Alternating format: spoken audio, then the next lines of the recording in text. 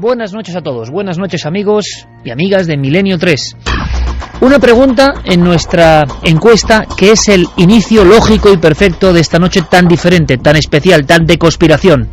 Fijaos, a bocajarro, ¿creéis que existen inventos beneficiosos para el género humano que han sido ocultados malévolamente por el poder?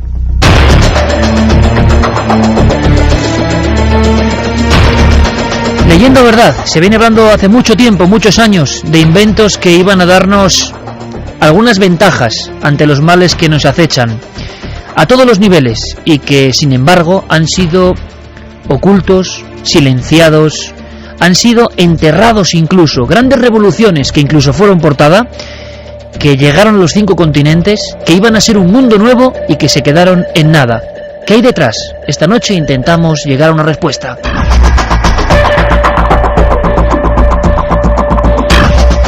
Y además, como siempre, ocurren cosas, y este programa tiene que estar pendiente de lo que pasa en el mundo, en todos los rincones del universo. Nos hemos encontrado con que precisamente ayer una noticia nos daba de nuevo esa sensación de emoción, un calambrazo a lo largo de la columna vertebral. ¿Qué noticia? Me diréis, ya lo sabéis muchos, estoy seguro, nos conocéis ya. El CERN, nuevo experimento, nueva refutación o nueva corrección. ¿Qué ha pasado? Ayer se hacía público, y de nuevo los neutrinos en todas las primeras planas del mundo. Hace 2 meses, ¿os acordáis? Ha sido uno de los temas que más ha dado que hablar. Ciencia, pero pura ciencia ficción. ¿En qué sentido? En que sus resultados nos catapultan hacia mundos incomprensibles. ¿Os interesa el asunto del viaje en el tiempo? Estoy seguro que sí. El resumen, bueno, ya lo sabéis casi todos, me imagino. Esos haces de neutrinos, esos grupos de neutrinos que habían sido más rápidos que la luz. En un experimento entre el CERN en Suiza y el Gran Sassó en Italia, 730 kilómetros de diferencia, una ventaja mínima, nanosegundos apenas, pero una ventaja que es todo un mundo. Y claro, la eclosión, el impacto e incluso alguno que otro tirándose de los cabellos. ¿Cómo es posible? ¿Será cierto que toda la física que conocíamos hay que tirarla por tierra? Sería demoler un edificio demasiado grande, ¿no creéis? ¿Es cierto que al ir más rápido que la luz hay pequeñas partículas, pequeñas porciones de masa que van más allá en el tiempo, al otro lado del tiempo? ¿Y si esto en manos de tecnologías superiores hubiese estado operándose ya durante siglos y lo que recibimos ahora son viajeros en el tiempo? ¿Es ciencia ficción? ¿Y cuántas cosas que eran ciencia ficción son sencillamente ciencia hoy? Bueno, es el experimento más polémico seguramente de la última década, sin duda. Muchos dicen que las pruebas que serán fehacientes y, hay que decirlo, incuestionables en el 2012 envuelven a toda esta historia de un halo muy simbólico. En el 2012 quizá uno de los grandes hallazgos de la historia, de la realidad, de cómo comprendemos el universo. Se vuelve a hacer el experimento y ayer se dan los datos. Esta es la noticia y por eso abrimos con ello. Al parecer no ya naces de luz, sino pulso a pulso de alguna forma, para que lo entendamos todos, vuelven a hacer el experimento, con las correcciones que habían pedido los más escépticos. El resultado lo mismo. Hay partículas, pequeñas porciones de masa, realidades que viajan, al parecer, más allá de la luz. Y esto, repito, lo dicen los científicos, no nosotros, significa casi que algo, alguien puede dar de vuelta a las manillas del reloj. Y la amplitud de preguntas que se abren se quedaron ahí hace 2 meses. Han pasado 2 meses de silencio, de correcciones, de pruebas, y no vuelven las incógnitas sino a reproducirse. No tienen respuesta. Tenemos que hablar, antes de entrar de lleno en un mundo que se asemeja incluso a esto del CERN, el de los inventos incomprensibles, tenemos que hablar con especialistas. Pero ojo, quizá nos estamos encontrando ante una de esas noticias que iba a ser la gran revolución, la enorme revolución portada mundial que iba a cambiar el mundo en el 2012. Lo tenemos ahí y quizá ocurra como otras veces, que todo se olvide, quién sabe. Porque ¿os acordáis del motor de agua? La gran panacea, con agua poder moverse como combustible mágico por el mundo. ¿Os acordáis de la fusión fría? Y de las matemáticas contra el cáncer. ¿Os acordáis de un sinfín de cosas que estaban ya aquí y que desaparecieron? Va a ser muy interesante, de verdad. Programa de ciencia, investigación y conspiración, porque de fondo, en el fondo de toda esta historia, las sombras que manipulan el mundo. Pero ahora nos llama el CERN, nos llama ese experimento. Queremos conocer la última hora. ¿Qué ha pasado en este nuevo entorno donde ha surgido lo inexplicable, lo imposible? ¿Sigue la consternación o no? ¿Con quién tenemos que conectar? Pido disculpas porque el sonido no es óptimo. Pillamos casi a Sonia Fernández Vidal casi investigando todavía y trabajando, pero yo creo que el milagro de la comunicación se va a producir. Sonia, volvemos a presentarla, física del propio CERN, trabajó en el CERN, física cuántica, especialista en óptica cuántica y una gran divulgadora, por cierto. Queremos saber qué piensa y hacernos una idea. Sonia, buenas noches. Buenas noches, ¿cómo estáis? Pues muy bien, Sonia, muy expectantes y queriendo saber lo que opináis vosotros, los científicos, porque parece que todo se ha repetido, incluso tomando quizá mayor rigor o mayor control. ¿Y qué ha pasado? Efectivamente, mirad, han reproducido los experimentos, sin embargo, con unos pequeños cambios que ahora entraremos en detalles, y bien, han visto que siguen llegando al mismo resultado de que los neutrinos parece ser que siguen llegando más rápido o viajan esa distancia más rápido de lo que lo haría la luz en el vacío. Y en este caso, bueno, han hecho unas pequeñas modificaciones.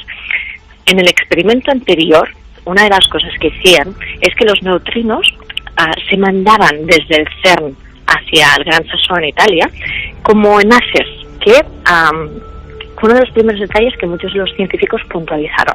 Entonces, precisamente lo que han hecho en este experimento que han vuelto a reproducir, lo que han hecho es generar, en vez de estos trenes o estos paquetes tan largos de neutrinos, lo que han hecho es generar pulsos mucho más pequeños, básicamente unos 3 nanosegundos, es decir, en el momento en el que enviaban este pulso, cuando llegaba al Gran Sasso, en vez de tener que reproducir ese haz para poder hacer bien los cálculos estadísticos, simplemente cuando tenían el clic, por decirlo de algún modo, ya sabían que había llegado. Entonces, han quitado un posible error en esa medición.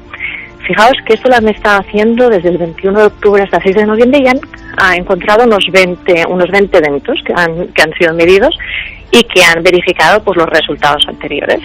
¿Y qué significa esto de cara a ti, a tus colegas? Sonia, ¿qué pensáis? ¿Qué se cuece? ¿Qué se dice? ¿El desconcierto sigue siendo el mismo? ¿Es un paso más para saber que no era un error? ¿O también están las dos posturas, digamos, irreconciliables de los que piensan en el error y los que no?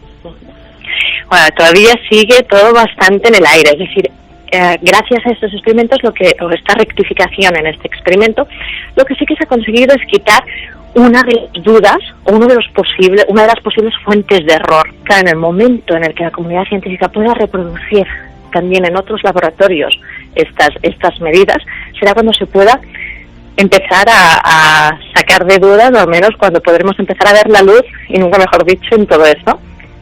¿Ha sorprendido, Sonia, a los colegas, a los que tú conoces, a los científicos, este nuevo dato? ¿Se esperaba que en este error, digamos, estuviese la incógnita que no encajaba y que todo volviese a la normalidad, o no?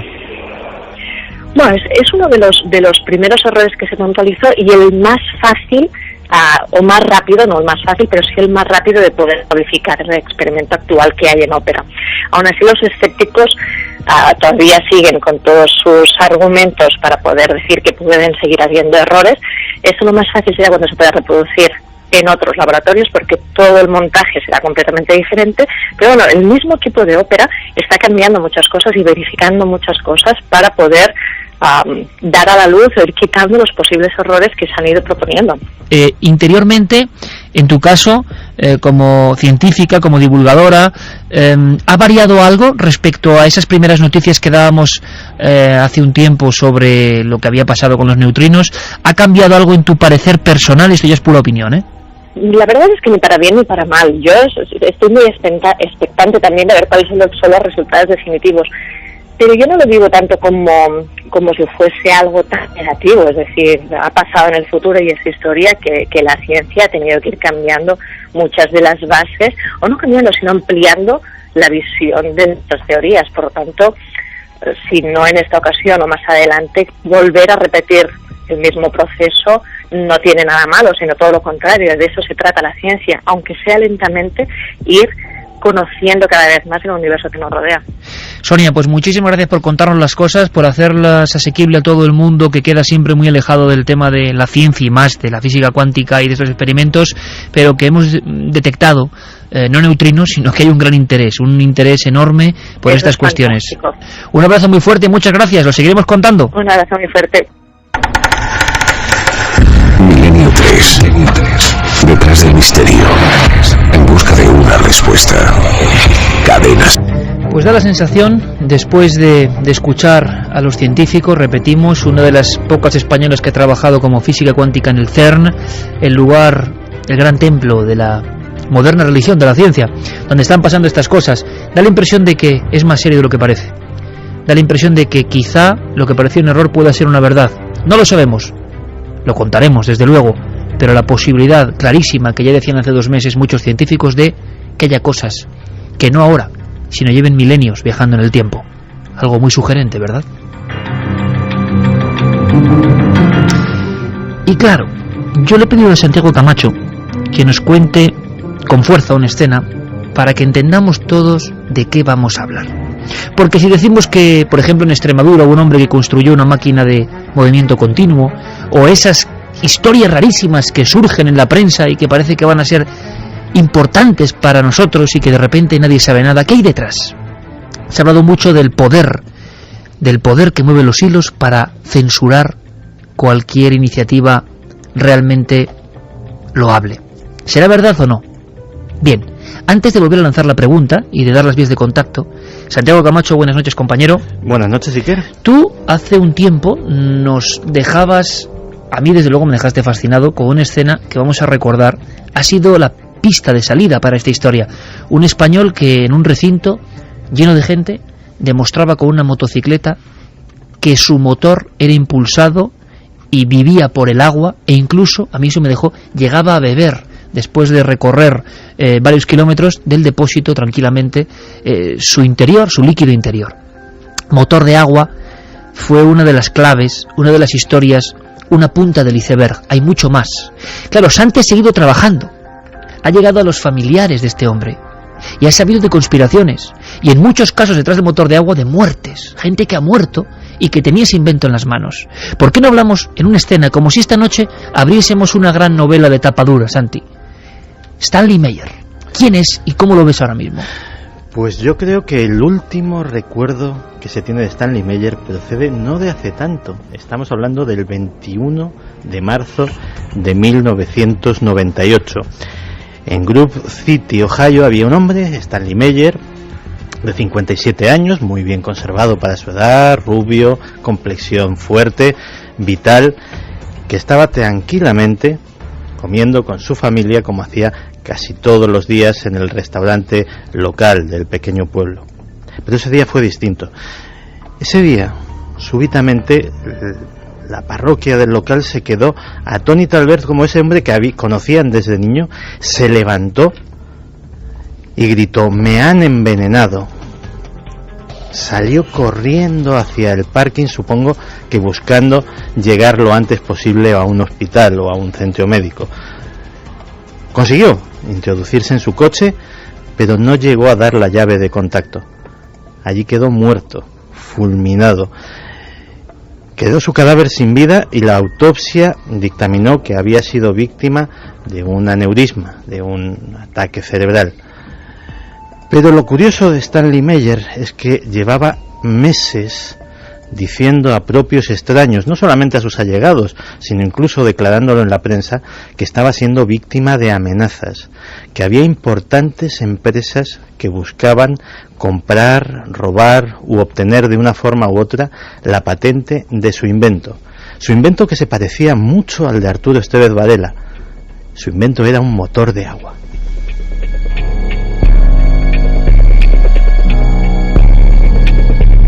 No es una novela de ficción, no es un thriller al estilo Dan Brown, aunque podría, ¿verdad?, ser un inicio perfecto de esos que te dejan enganchados.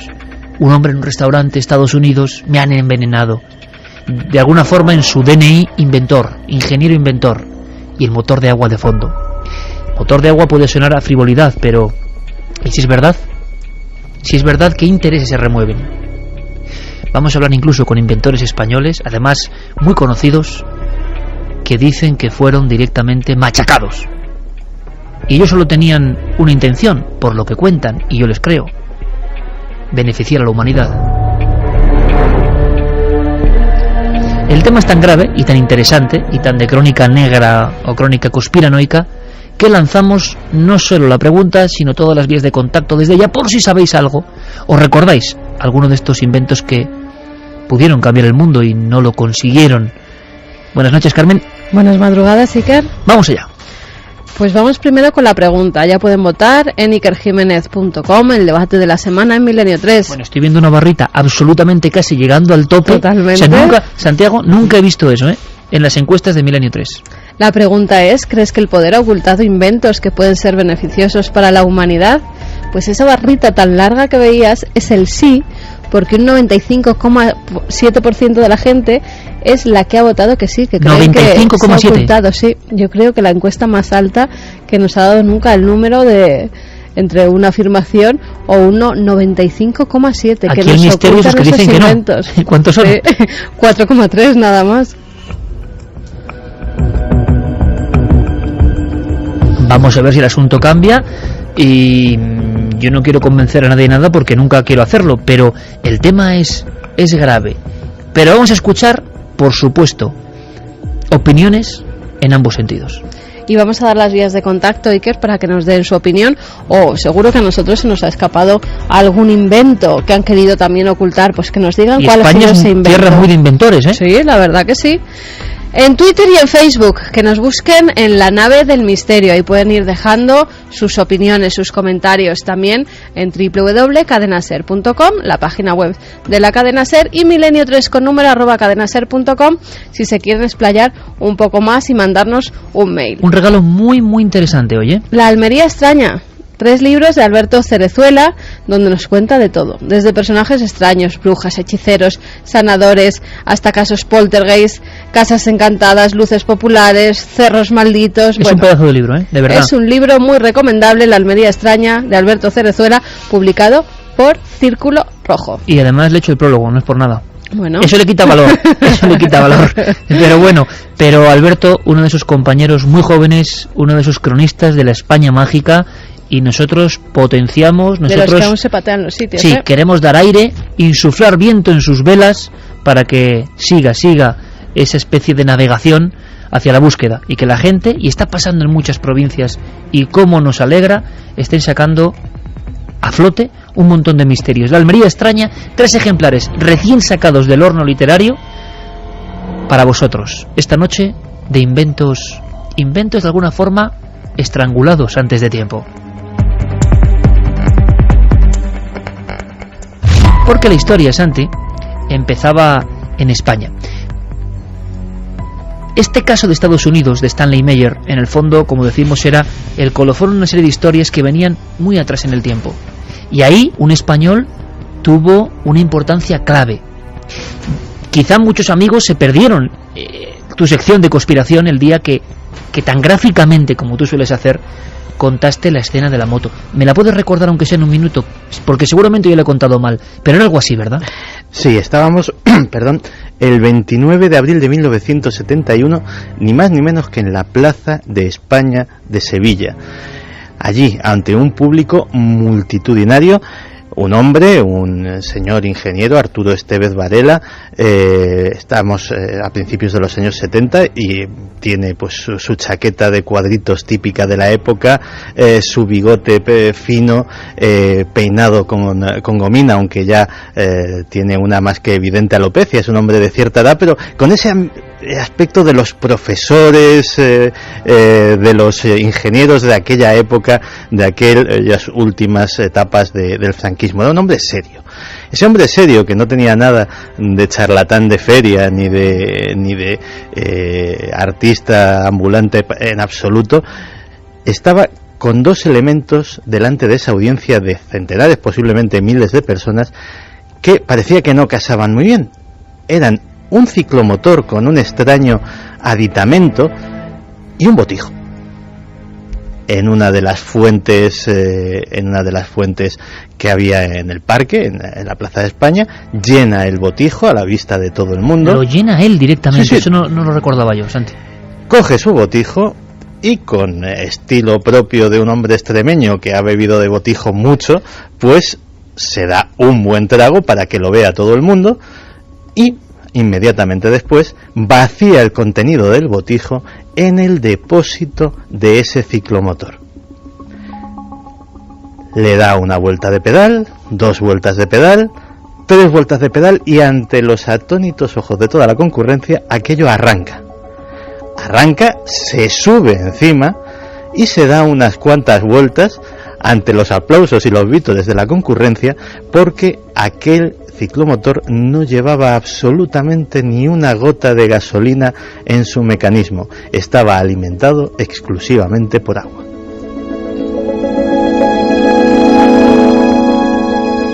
Imagino que antes de esa escena de cine también o de novela, miles de sevillanos contemplándolo, hay toda una historia y un trabajo. Es tan alucinante que tú te has puesto a investigar y has llegado casi a las raíces del asunto. Pues sí, de hecho, pensemos que de entrada el motor de agua es una expresión más que una realidad. El motor de agua en realidad es un motor de hidrógeno.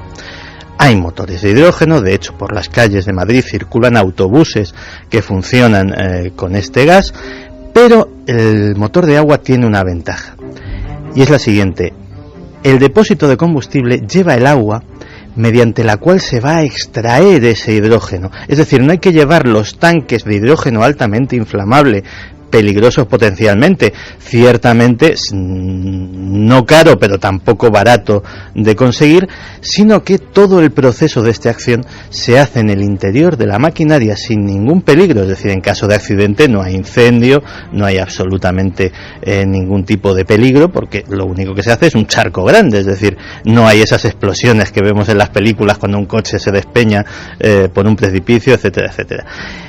Y aparte de eso, se consigue mediante 2 procesos. Uno es el que proponía Estévez Varela, que era mediante un aditamento químico. Él tenía una fórmula. De hecho, el elemento secreto era... Hay también en esta historia fórmula secreta. Sí, hay algo que unos polvos, unas pequeñas rocas, que él no se lo ocultaba a nadie. Decía en esas demostraciones: este es el ingrediente secreto, y echaba 2 o 3 pequeñas canicas de ese tamaño más o menos en el depósito, y se suponía que era un catalizador que provocaba esa electrólisis y separaba el agua en sus componentes, hidrógeno y oxígeno. Producía el milagro. Efectivamente. El otro medio, que era precisamente el que nuestro otro ejemplo de investigador de estas cosas propugnaba, que es el de Stanley Meyer, es utilizar la electricidad para llevar a cabo esa electrólisis, pero electricidad producida por el funcionamiento del propio motor.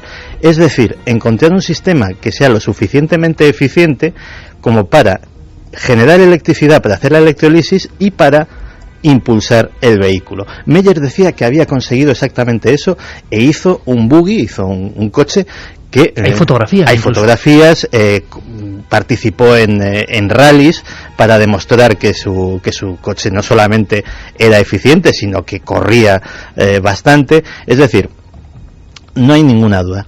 Pero claro, uno puede imaginarse, bueno, estas cosas pueden ser de investigadores más o menos excéntricos. Sí, la imagen que te has dicho, ese hombre con bigotillo, chaqueta de cuadros en la plaza de Sevilla, y que es la eterna imagen del español, pero la eterna imagen, ¿eh? Hace poco recordábamos al doctor Delgado, que solo, absolutamente solo, llega a una genialidad, sin ayuda de casi nadie, y llega a esa genialidad, y luego ya hay problemas, claro. Pues fíjate que hemos decidido preguntar a una científica, a una persona que es absolutamente puntera en ese campo, precisamente en la investigación sobre los motores de hidrógeno.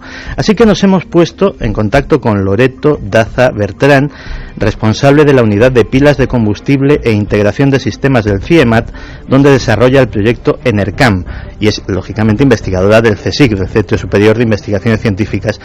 Y le hemos pedido que nos haga una pequeña semblanza de la figura de Arturo Estévez Varela, ¿Qué supone para ella este personaje? Y la respuesta nos ha sorprendido. Y en respecto a Arturo, ese es Varela, me parece un hombre excepcional, que tuvo la desgracia de no ser considerado en su época, no le hicieron caso. También porque muchas veces cuando no se difunden bien las ideas, no llegan. Cometió el error, por hacerlo más simple, de llamar a su motor, al desarrollo del motor, el motor de agua. Ese fue el gran error, porque nadie le creyó. Y es una pena, porque el desarrollo que hizo fue impresionante. Es un innovador. Realmente muchas cosas se han hecho que se están haciendo ahora mismo, o que hay otros investigadores que están destacando, como no en el extranjero, están haciendo las mismas cosas que ese señor hizo hace tantos años.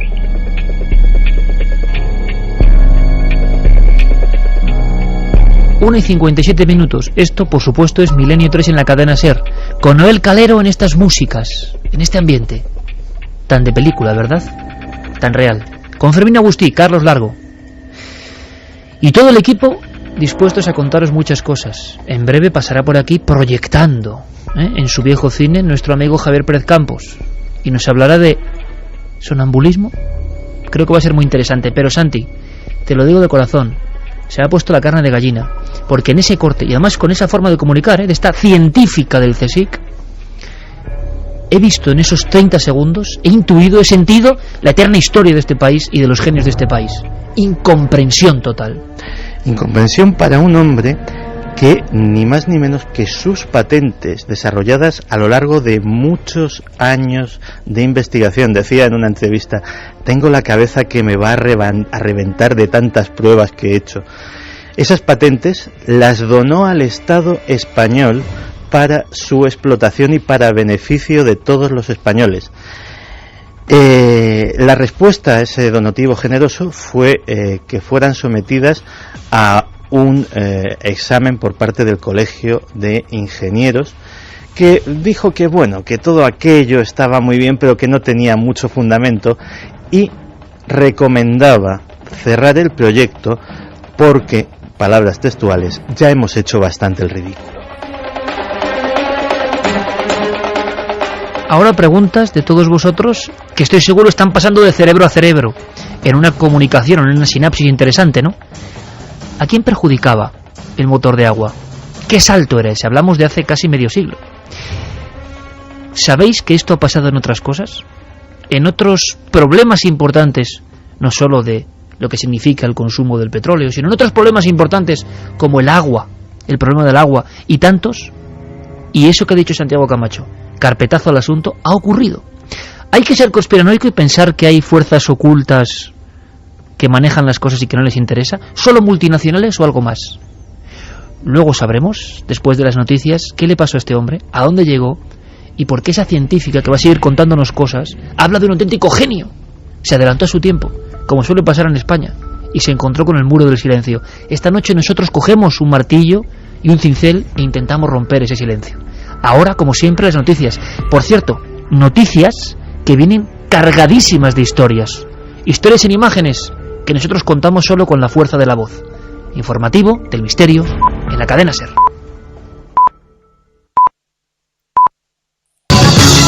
La primera noticia de la semana nos lleva hasta Don Benito, en Badajoz, donde hace unos días se producía la profanación de su camposanto.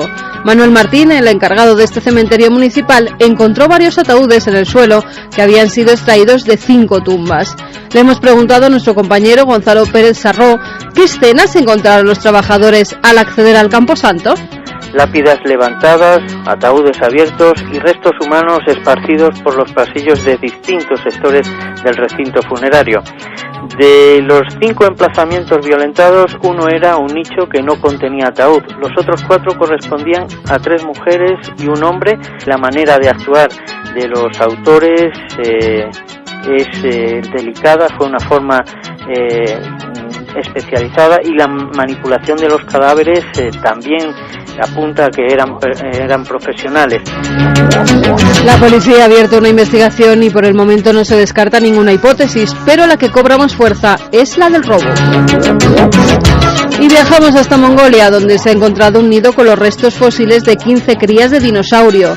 Al parecer, los animales quedaron enterrados tras un derrumbamiento de tierra cuando aún estaban vivos. Según los paleontólogos que han realizado el hallazgo, se trata de Protoceratops y hasta el momento no se ha asociado a otra especie de dinosaurio que vigile y custodie 15 crías en su refugio de la manera en la que se han encontrado estos restos.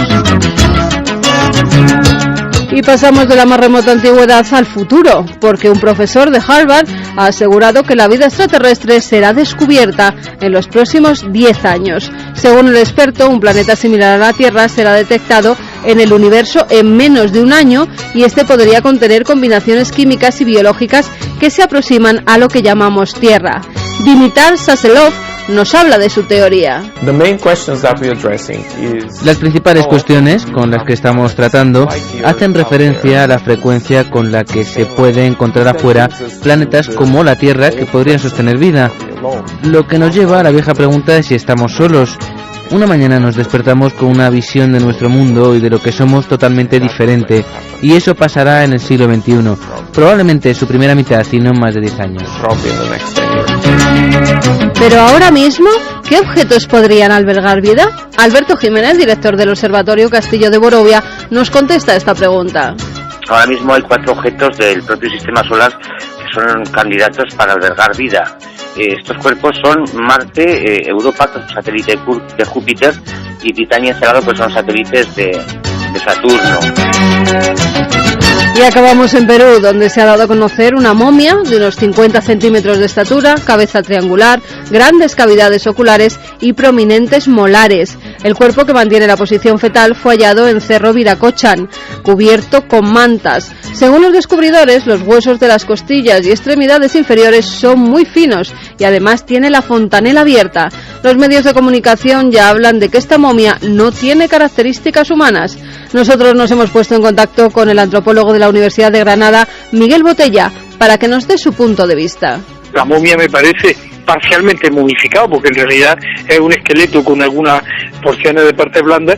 Me parece que es un niño como mínimo entre 2 y 3 años, y es un niño en realidad, no es un niño después del parto, nacido, con molares ya salidos, y la estatura esa que dice, la talla, es de 50 centímetros, pero naturalmente 50 centímetros en posición flexionada, es decir, que está en posición fetal. Ese niño era más grande. No veo ningún rasgo especialmente complicado para que se trate de otra cosa que en un niño normal. La semana que viene muchos más descubrimientos, aquí en Noticias del Misterio. Milenio 3, Cadena SER.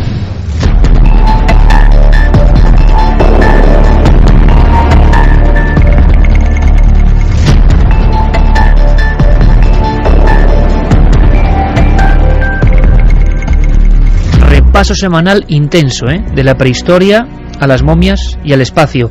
Y ya tenemos escándalo con esa momia que se ha dado a conocer como ser extraterrestre. Así pasa con Internet.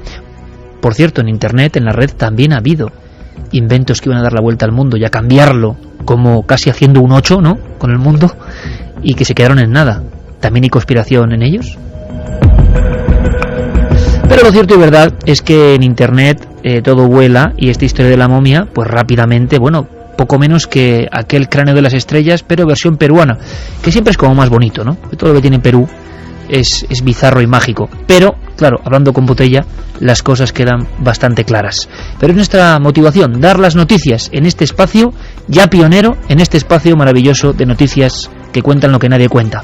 Ahora bien, nuestro compañero Santi Camacho se había quedado en una escena y nos dejaba en máximo suspense. Un genio, solo, motor de agua, funciona y nadie le hace ni caso. Prosigue tu investigación, compañero Santi, hasta el punto de que, claro, quedan familiares de esta persona, de este genio olvidado. Pues sí, hemos conseguido encontrar, Carlos Largo ha conseguido encontrar, ¿quién si no?, efectivamente, a Arturo Estevez, hijo, que es lógicamente pues el hijo de Arturo Estevez Varela. Y que pues nos ha hablado no solamente del invento de su padre, sino también pues de algunos recuerdos que tiene de aquellas demostraciones, etcétera, etcétera. Pero sobre el invento nos comentaba esto. En el asunto del motor de agua, que se llamaba en su día, o se llamó en su día, pues él lo que hizo fue intentar que con la descomposición del agua, o lo que vulgarmente podamos llamar la electrolisis, él generaba hidrógeno, que era el combustible que él utilizó para funcionarlo el motor, ¿no? Y en definitiva un poco eso es lo que en su día el trato de sacar adelante en plan un poco artesano, llamémoslo así, ¿no? Porque bueno, él hacía sus cosas, sus depósitos manualmente, o sea, no tenía medios, digamos, tecnológicos, por decirlo de alguna forma, que podría haber, sino era todo tan rudimentario, ¿no? El hijo del inventor del motor de agua español, y en su declaración ya rápidamente vemos todo un mundo, ¿verdad, Santi? Sin financiación, con un esfuerzo tremendo, pero ¿con qué inteligencia? ¿Con qué inteligencia para llegar a algo que ahora están trabajando en Estados Unidos, en Japón? ¿Con qué inteligencia? Pues fíjate que nos contaba Arturo Estevez que su padre trabajaba en el garaje de su casa con herramientas absolutamente compradas en ferretería. ¿Y qué vocación, Santi? Con todo el mundo en contra, ¿eh? Pero invirtiendo los ahorros de la familia, recorriendo 30.000 kilómetros, no solamente por España, sino por Europa, no solamente para probar su motor, sino también para localizar los depósitos de ese material, de ese ingrediente secreto, si era una cuestión utópica, porque se supone, los científicos sospechan que se trataba de boro, pero él siempre lo negó y dijo que se trataba de otra cosa que era inédita y que él había localizado. Él quería saber si en Europa había disponibilidad suficiente para que el invento fuera no solamente viable, sino sumamente asequible. ¿Me quieres decir, Santi, que nunca se ha descubierto la pieza secreta, la fórmula de esta historia? Ya te digo que el mayor sospechoso es el boro, pero el boro actualmente tiene una pega, que es que su extracción encarecería bastante el proceso y bueno, dejaría este agua no tan gratis, sino en un precio muy cercano al de la mismísima gasolina. Pero claro, eso choca con esas declaraciones de Arturo Estevez, que decía que no, que aquello funcionaba con una fracción del coste de lo que sería la gasolina y a un precio absolutamente equiparable, si no gratis, pero vamos, prácticamente. Pues tenemos a este hombre y a su hijo, que lo veía trabajando en ese taller, insisto, con soldador, con martillo, haciéndose sus propias piezas de precisión. Y este hijo, Arturo Estevez, que le acompañaba también a las decenas de demostraciones que hizo en plazas, en pueblos. Que no solo fue una vez en Sevilla. Hizo aquella de Sevilla, que fue la más multitudinaria, pero desde en su propio pueblo en Extremadura hasta delante del mismísimo general Franco, él hizo demostraciones por toda España. Y Arturo Estevez tiene un buen recuerdo de aquellas exhibiciones. Él hizo pruebas con una moto, hizo pruebas con un coche. Y bueno, yo lo que sí te puedo decir, porque eso sí lo viví yo y lo presencié yo, fue la moto que funcionaba, que estuvo andando durante un tiempo y hizo pruebas en la Plaza de España. Y bueno, en aquel entonces pues aparentemente era un adelantado en ese sentido. Lo que hoy, digamos, se está investigando mucho sobre el hidrógeno para que sea el combustible que actualmente pueda sustituir a la gasolina o al gasol, y bueno, él a su manera pues estuvo un poco avanzando en ese tema, ¿no? ¿Y qué pasó? ¿Se quedó solo en un prototipo? ¿No llegó a fabricarse industrialmente ni uno de prueba? ¿El gobierno de Franco en aquel momento o los gerifaltes no le hicieron ningún caso? ¿Podía poner esto a España, digámoslo así, en en un nivel puntero, ¿no?, con un hallazgo de este tipo. Yo no sé qué pasó, pero estoy deseoso de volver a escuchar a nuestra amiga la científica. Pues sí, porque precisamente Loreto Daza tiene algo que decir sobre estas exhibiciones, y ella cree que a lo mejor tuvieron parte de la culpa de que no se le tomara tan en serio, o tal vez demasiado en serio, y su trabajo acabara malogrado. En este hombre hizo todo, o sea, porque nos reíamos mucho de verle ahí con la motito recorriéndose España, bebiendo del botijo, y ese agua del botijo después la echaba en el depósito de, entre comillas, combustible, y con eso la moto andaba. Parecía que era de chiste, porque claro, una cosa vista así, nadie se la cree.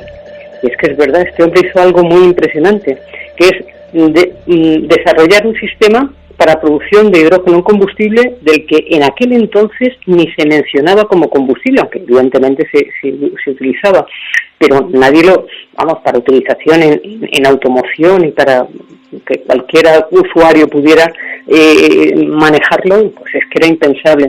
Y este hombre lo hacía de una manera absolutamente segura, que es utilizando el agua. O sea, el agua, mediante, claro, esos polvitos mágicos que estaban dentro del depósito, lo que era un producto químico, que lo que hacía precisamente era facilitar la producción de hidrógeno a partir del agua, mediante un proceso químico. Entonces, lo hacía de forma segura, porque realmente él llevaba agua en el depósito, simplemente se iba teniendo lugar reacción y se iba produciendo hidrógeno. ¿Y qué pasó con todo esto? ¿Qué mano negra estuvo detrás de esto? Más información, Santi. Pues mira, todo parece indicar, y al menos así lo dicen crónicas periodísticas de investigación actuales, porque en la época se hizo una mención anecdótica de este asunto, que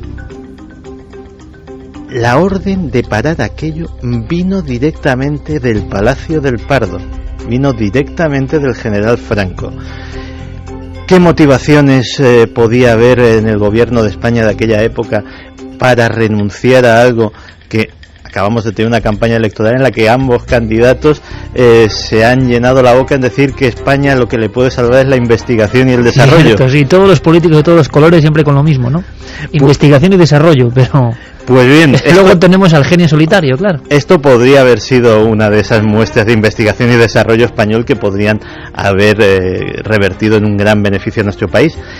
Pues el caso es que Loreto Daza pues también nos ha hablado de este olvido y de este ostracismo. Sí, pero ahora no sé por qué se ha suscitado todo este interés ahora mismo de volver a lo que hizo ese señor. Yo de hecho muchas veces he estado revisando bibliografía, cosas que hacen, y como no, siempre Estados Unidos, ¿no?, que parece que se van siempre a la cabeza de todo. Un día leyendo un artículo precisamente de un profesor, una eminencia y todo esto, lo presentaba como una novedad el tema de la producción de hidrógeno, y yo pensé, pero si eso lo había hecho nuestro compatriota hace un montón de años, y se silenció. No tuvo el efecto. ¿Por qué? Porque él tampoco estaba relacionado con las personas que podían entender, tampoco era un científico, ¿no? Estaba relacionado en ese mundo que le pudieran entender. Y luego también muchas veces pues porque hay cosas que se van adelante, ¿no? Vaya frases, y apunte para navegantes, y quien quiera leer que lea. Es que no era un científico, no estaba bien relacionado. Y eso pesa mucho. Esto es como Sautola, estoy viendo exactamente el descubridor de Altamira. Le rompieron la crisma, poco menos, claro. Descubrió el gran arte antiguo y no era historiador ni arqueólogo. Sí, de hecho, Arturo Estevez hijo, pues también nos habla de la decepción que vivió su padre. Tampoco se preocuparon mucho en investigar el motor de agua de mi padre. Evidentemente no era nada apetecible que un señor sacara digamos al mercado, o posible que sacara al mercado un producto que de alguna manera al petróleo no voy a decir que lo hundía, ¿no?, pero evidentemente era una energía alternativa. Posiblemente tendría una gran decepción, pero bueno, él era una persona que por decirlo de alguna forma miraba para adelante, y bueno, cuando aquello se silenció, porque llegó un momento que ya no se hablaba más del motor de agua, pues bueno, se quedó ahí un poco en el olvido. Nada tan injusto, mucho más injusto que la propia muerte, es el olvido absolutamente programado. Aquí hay una historia tremenda. Y yo, escuchando al hijo del inventor del motor de agua español, ahora empieza a reconocérsele, lo decía la científica de alguna forma, es la misma historia, una y otra vez, contada una y otra vez. El hombre en su individualidad sagrada realmente, por encima de burocracias y de comunidades y de historietas, que con su vocación en su propio garaje descubre algo. Claro, ese algo se trunca, no interesa. ¿Cuándo interesa y cuándo no interesa? Esa va a ser la pregunta de esta noche. Y ahora vamos con las vuestras, con vuestras reflexiones, que siempre son interesantísimas. Pero yo, Santi, te lo digo, he recordado una imagen que incluso recreamos en su día en nuestro documental El Salto Infinito, que es Sande Sautuola solo paseando en su casa, en su jardín de Puente San Miguel, a punto de morir, bisabuelo, ¿no?, de la familia, de alguna forma, de la herencia de Botín, de los directores del Banco de Santander. Este hombre, pionero absoluto, con una especie de intuición, de iluminación increíble, descubre el arte rupestre. Y lo cuento, ¿y sabéis por qué lo cuento? Porque parece mentira, pero mucha gente en nuestro país no lo sabe. El arte de las cavernas lo descubre un español, pero nadie le creyó. Nadie le creyó. El entorno, como él no era científico, ni el arqueólogo, nadie le creyó, y entonces murió de pena. 20 años después prácticamente de su muerte, se descubre que tenía razón. Quizá pase lo mismo con este hombre. Pues mira, 40 años después de esta exhibición en la Plaza de España de Sevilla, no solamente hay una investigadora valiente y apasionada por la imagen y las palabras que transmite, como es lo de Todaza, sino que esa herencia está siendo recogida en sitios tan dispares como la Universidad de Minnesota o el Instituto de Ciencia Weizmann de Israel, donde están retomando, están mirando esas filmaciones, están revisando esas patentes para ver qué se puede aprovechar y exactamente qué línea de investigación era esa. Lo triste es que esperemos que si algún día pues nuestro coche o nuestra moto o el tren, quién sabe, en el que vayamos, funciona con un motor de agua, pues a mí personalmente me daría cierta pena que viniera con una patente estadounidense o israelí. Lo que pasa que muchas veces son precisamente, por ejemplo, los estadounidenses los que dicen: hey, vamos a trabajar en esto, y nadie lo hace. Ejemplo, el doctor Rodríguez Delgado, la historia del control físico de la mente, la Universidad de Yale, quien se lo lleva allí, pero aquí no le hacían ni caso a nadie. Vamos a ver, ¿qué pasó con Meyer? Es decir, se descubrió algo en torno a su muerte. Empezábamos esta noche con una escena, ese restaurante, me han envenenado, autor de un motor de agua, año 98. ¿Hemos sabido algo? Pues mira, este autor de este otro concepto de motor de agua, porque curiosamente habían llegado a la misma conclusión y al mismo desarrollo a través de dos caminos absolutamente diferentes, pues se supo en su autopsia que, había sido víctima de un presunto accidente cerebral, aunque nadie se lo creyó, y el pánico entre sus colaboradores fue tal que, ni más ni menos, ese coche que se puede ver en esos documentales, el famoso buggy, ha desaparecido. Está escondido. Sus antiguos colaboradores están prácticamente desaparecidos, dedicándose a cualquier otra cosa. Estamos hablando de un hombre que algunas revistas estadounidenses lo calificaron como el mejor inventor después de... 2 y 20 minutos. Historias de inventos que no llegaron a más. Bueno, una cosa más, sí. Nuestro compañero José Manuel Nieves nos va a hablar enseguida de algo sorprendente, de por qué él cree que no hay ningún tipo de conspiración.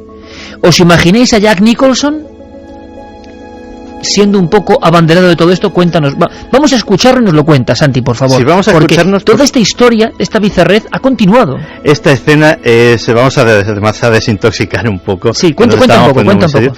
Vamos a imaginarnos, pues también por esos mismos años, principios de los 70, a Jack Nicholson convocando una rueda de prensa. Está convocando una rueda de prensa para presentar una de sus últimas películas. Va a presentar a los periodistas su nuevo coche, su nuevo y flamante... Pero coche personal. Coche personal, con el que va y viene un Chevrolet, además de aire ciertamente deportivo, y que, para pasmo de los periodistas, afirma que va con motor de hidrógeno. Les abre el capó y les dice que él es un ferviente defensor de esa tecnología Y como culmen de su demostración, casi haciendo homenaje al botijo de Esteve Varela, se agacha, Jack Nicholson, repito, pega su rostro al tubo de escape y se levanta sonriente diciendo agua, mientras se limpia las gafas de sol porque se le han quedado empañadas por el vapor de agua que sale del tubo de escape. Todos los periodistas alucinan con esta escena. Revolutionize suicide. Instead of carbon monoxide poisoning, you'll just get a steam bath. Water. Agua. Y realmente la misma expectación, pero claro, era Jack Nicholson en Estados Unidos y tuvo hasta... Pero bueno, tuvo no, porque aquello también se frenó. Sí. El amigo Jack dejó de hablar de eso de inmediato. Sí, la verdad es que esos apoyos públicos a la tecnología del hidrógeno, en un momento dado en el que era muy peligroso que se hablase de energías alternativas porque estábamos en plena crisis del petróleo. En ese momento alguien sí se lo podía tomar en serio. Hasta ese momento el petróleo era absolutamente el rey, no cabía ningún tipo de duda y no se pensaba en ninguna otra energía en sustituirlo. Pero justo a principios de los 70, cuando se desata en el 73... Y con un icono del cine como este. Efectivamente, una crisis... la segunda, después de esta que estamos viviendo, crisis económica más importante que ha habido en los últimos 100 años, causada precisamente por el aumento del precio del petróleo, pues la gente dijo... Bueno, ¿y por qué tenemos que depender del petróleo? ¿Por qué no se puede utilizar hidrógeno, por ejemplo, o cualquier otra cosa como combustible? Entonces, en ese momento sí que las industrias petrolíferas se sintieron un poco amenazadas y sí que hubo grandes presiones para que se dejase de hablar de esto. Claro, uno puede pensar... Todo esto es como muy conspiranoico, hablar de grandes presiones, de industrias interesadas, de tecnologías retiradas... Voy a poner un ejemplo de hasta dónde se puede llegar cuando se habla de estos temas. En los años 20, en Estados Unidos, prácticamente todas las grandes ciudades tenían un sistema de tranvías. Era el medio de comunicación de moda, era el sistema de transporte urbano por excelencia. Había tranvías de diseños absolutamente futuristas.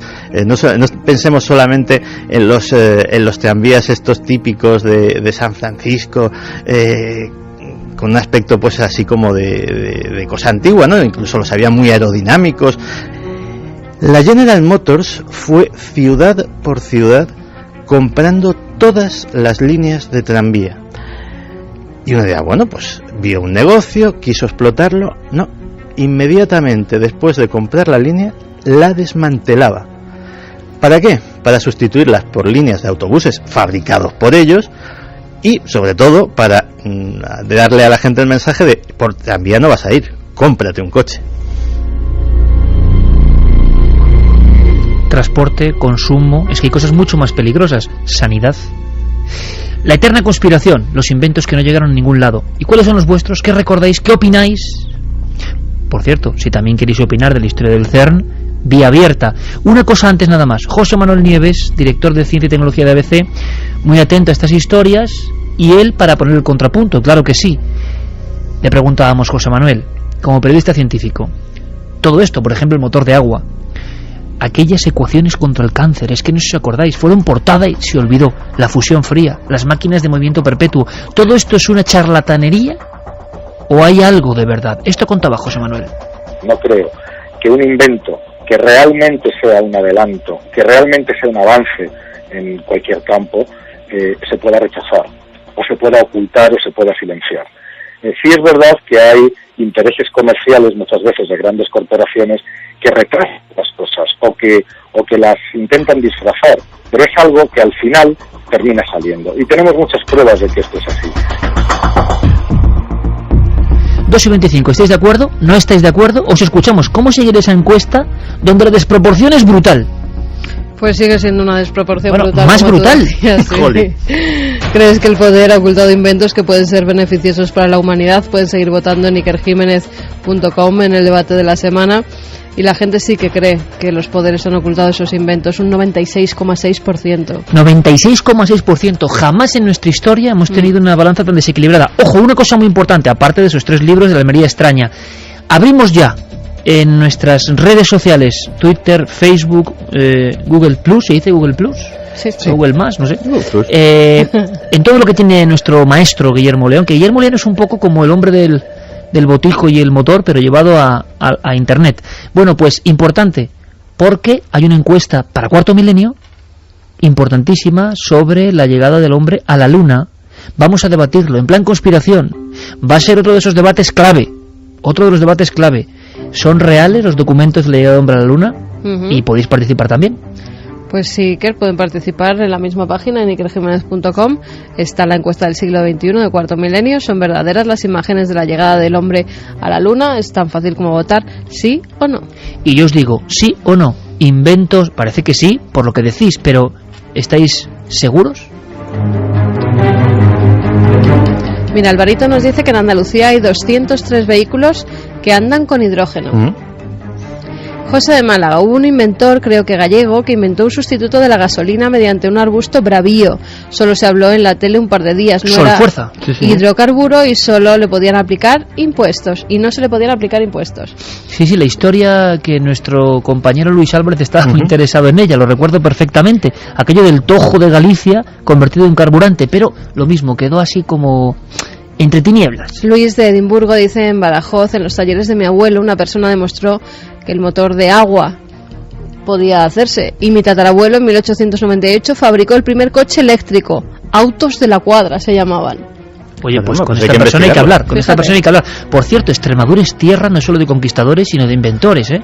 Hay muchos, en la zona de las Urdes había muchos. María Laura Madero dice: hola, soy de Maldonado, Uruguay. Acá hay un ingeniero que tiene un auto y una moto a aire comprimido y no consigue fondos económicos ni apoyo. Inclusive le prendieron fuego a su apartamento. Por cierto, en Córdoba, Argentina, también hubo otro inventor de motor de agua. Estoy investigando el tema para ampliar. Le prendieron fuego al apartamento del autor. Es decir, siempre hay la sensación de que hay un poder, leyenda o no, si le han quemado el apartamento, parece que no quiere que esto salga. Aunque Miguel es muy burdo también. Regidor dice: el motor de aire, os recomiendo que lo sigáis. Es un posible ejemplo del motor de agua, una muerte en directo. Ánimos. Hacker Now dice: interesantísimo tema de hoy, muchas gracias. Estudié ciencias medioambientales en Estados Unidos y en una de las asignaturas trabajamos y leímos muy seriamente sobre el tema del motor eléctrico para coches de Faraday y Sprague, que fue perseguido, acallado y desaparecido del mercado a causa de los millonarios intereses de las multinacionales petrolíferas que tenemos hoy en día. El descubrimiento del motor eléctrico se remonta a periodos anteriores a la Segunda Guerra Mundial. Y atentos hablando de electricidad, ahora lo que va a contar Santi, como él sabe, la historia de Tesla, nombre para el misterio. Por cierto, que ha salido una biografía, Yo y la energía, de Tesla, que está ahora a la venta, pero es que Tesla inventó un sistema de alguna forma inalámbrico y podríamos hablar casi de un sistema wifi, pero hace casi un siglo o más. ¿Y qué pasó con eso? Ahora lo contamos. Victoria desde Montevideo dice: hace mucho tiempo en Uruguay también salió en la tele un señor que había inventado un motor con combustible alternativo. Sucedió que comentó que le habían ofrecido $1 millón para que no lo llevara a cabo. Grandes multinacionales ofreciendo pagando dinero para que no salga. Para que no se haga. Sí. Si yo fuese jeque, magnate del petróleo, tampoco os enteraríais del motor de agua, nos dice otro oyente. Esto está muy metido en el tema de compañías que, repito, leyenda o no, yo no lo puedo saber, pagan para que eso se retire del mercado. Y hay algunos casos muy sorprendentes, incluso en el ámbito, por ejemplo, Santi, hasta de la medicina. Sí, de hecho, hay una técnica que la conocerán muy bien pues nuestros amigos que se dedican a la fisioterapia y a este tipo de cosas, que se llama el TENS, que es básicamente, para explicarlo de una forma muy sencilla, es un analgésico pero eléctrico, es decir, mediante la estimulación eléctrica, la estimulación transdermal, mediante unos electrodos y unos aparatitos especialmente diseñados para eso, que emiten las ondas precisas, se elimina el dolor. Pues un importante laboratorio que tenía un importante analgésico en el mercado se dedicó a ir comprando las principales empresas desarrolladoras de este sistema y irles cortando los fondos poquito a poco, despidiendo a la gente, restringiendo todo lo posible hasta que las empresas quedaban prácticamente desmanteladas. Hubo una demanda por parte de una de estas empresas y lo realmente curioso y lo realmente inédito en este tipo de cosas, porque no te creas que siempre suele pasar así, es que la empresa ganó el pleito y el tal laboratorio, la tal empresa química, se vio obligada a pagar la friolera de 150 millones de dólares en concepto de indemnización, porque a pesar de que la empresa era suya, pues bueno, no había criterios ni contables ni empresariales ni absolutamente de ningún tipo que justificasen lo que se había hecho allí, y hubo que resarcir ese daño. Almerita nos decía: el petróleo mueve mucho dinero y no es de extrañar que los hayan matado con el fin de seguir comerciando con el oro negro en vez de utilizar energías más limpias pero menos rentables. Francisco dice que recuerda que Tico Medina hizo un viaje en un SEAT 600 desde Madrid a Cádiz con alguien que inventó un motor de agua en los años 70. Pues yo era un adolescente. Sería Arturo Ester Valera, y además era muy del gran Tico Medina, sí, y muy del gran Yale, Felipe Navarro Yale, muy en el estilo de esos grandes reporteros. Alex desde Gran Canaria dice: eso es como la gasolina de algas que se iba a hacer, no es viable para el nuevo orden mundial. Saludos. Gasolina de algas, es que de verdad yo estoy tan orgulloso de nuestra audiencia, nos dan unas pistas que yo desconozco y ahí hay materia, Fíjate que hay un caso, no tiene nada que ver con la energía, pero esta voracidad a veces por ocultar las cosas, no te creas que es siempre de David contra Goliat. A veces dos grandes gigantes se enzarzan en una de estas porque a una determinada industria no le conviene. Imagínate la industria del tabaco en los años 60. Liggett & Myers es una de las empresas tabaqueras, era y sigue siendo, más importantes del mundo. Tiene marcas emblemáticas que no vamos a publicitar aquí ahora mismo. E inventó en la década de los 60 un componente que se llama el componente XA. El componente XA era un cigarrillo hecho con un tabaco al que se había extraído mediante un proceso químico relativamente complejo pero viable, se le había extraído todos los componentes perjudiciales, cancerígenos y tóxicos. Y eso se quiso hacer público hasta que cayó en los oídos de la competencia, de Philip Morris. Otra gran marca tabaquera que tiene otro número de marcas que tampoco vamos a publicitar aquí. Pues Philip Morris reclamó a Liggett & Myers un acuerdo que tenían todas las compañías tabaqueras, porque claro, no podía publicitar un cigarrillo como que le había quitado los componentes perjudiciales, porque la postura oficial de la industria tabaquera en aquel momento era que no había componentes perjudiciales, que el tabaco no provocaba cáncer, que el tabaco no provocaba ningún tipo de enfermedad, y eso era saltarse el acuerdo. Hasta que la cosa llegó hasta los tribunales. Y hay un caso de la ciudad y el condado de San Francisco contra Philip Morris, en la cual se hace referencia a todo este asunto. El caso es que en aquel momento el acuerdo fue dado por bueno, era un pacto entre caballeros, muy entre comillas. Liggett & Myers retiró por completo toda su investigación del componente XA y no se ha vuelto a oír hablar del cigarrillo no tóxico en la vida. Josiño nos dice que en 1996 un inventor fue demandado por dos inversores a quien él había vendido su tecnología a pilas de combustible de agua. Su coche nunca ha sido examinado. Nos dice Antonio que, Carmen, no sé si habéis hablado con Bonsetti sobre el técnico canario que entrevistó en Ser Aventureros sobre un tema de aprovechamiento hídrico. Totalmente el tema de hoy.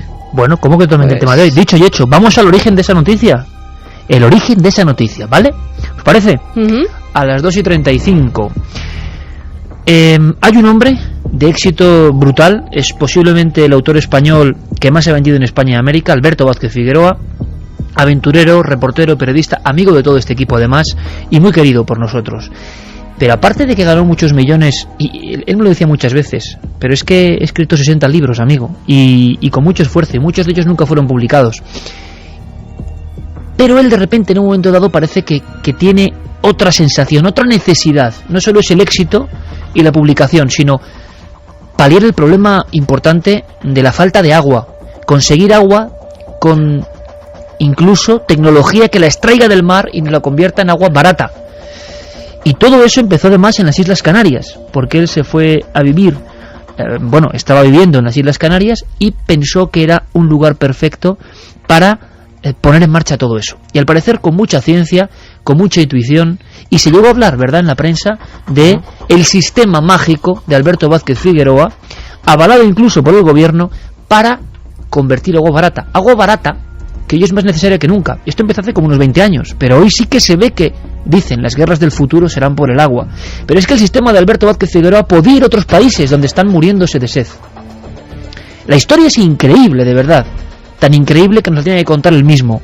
Es la historia de un reportero y un bestseller mundial que quiere ayudar con inventos y con su creatividad, y que se encuentra con el muro del silencio.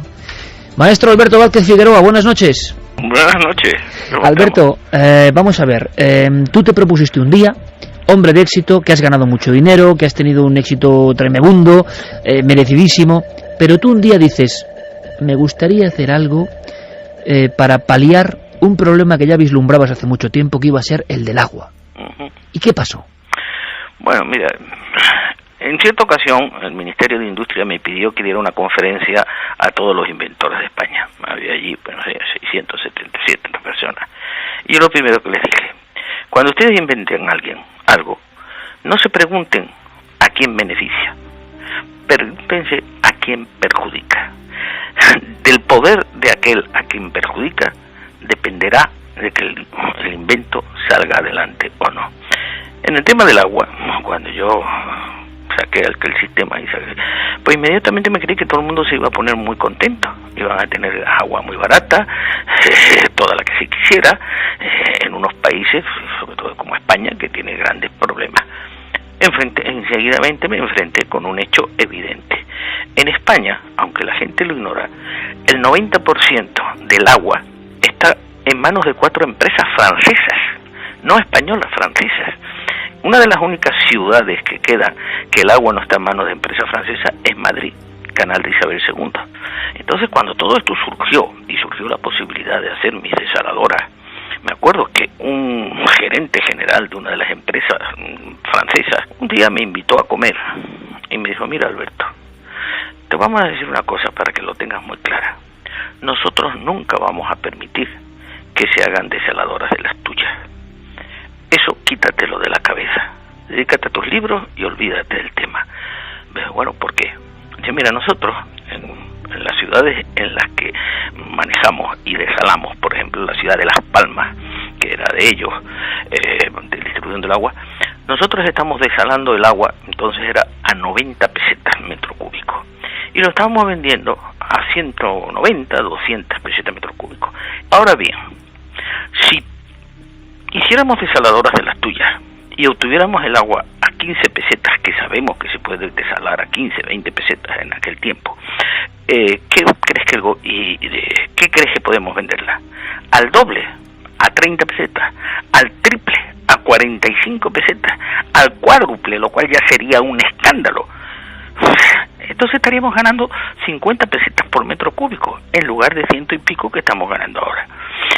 Si tú hiciéramos las desaladoras y te las compráramos y te callaras, te comprábamos todas las que quieras y las seguiríamos vendiendo a 190 y nuestro negocio sería mucho mejor. Pero como a ti sé que no te vas a callar, sino que lo que te interesa es saber que se desala muy caro, muy barato, no lo vamos a hacer. Y me puso un ejemplo. Me dijo, ¿tú qué prefieres? ¿Vender 100.000 libros en tapadura o vender 100.000 libros de bolsillo a mitad de precio? Yo, hombre, claro, 100.000 libros de tapadura gano más. Después es lo mismo. Hombre, pero los libros lo compra el que quiera, el agua es un bien necesario, a veces vital, y vosotros no estáis pensando en los consumidores. Me dijo, mira, perdona, los consumidores es un problema del gobierno, no nuestro.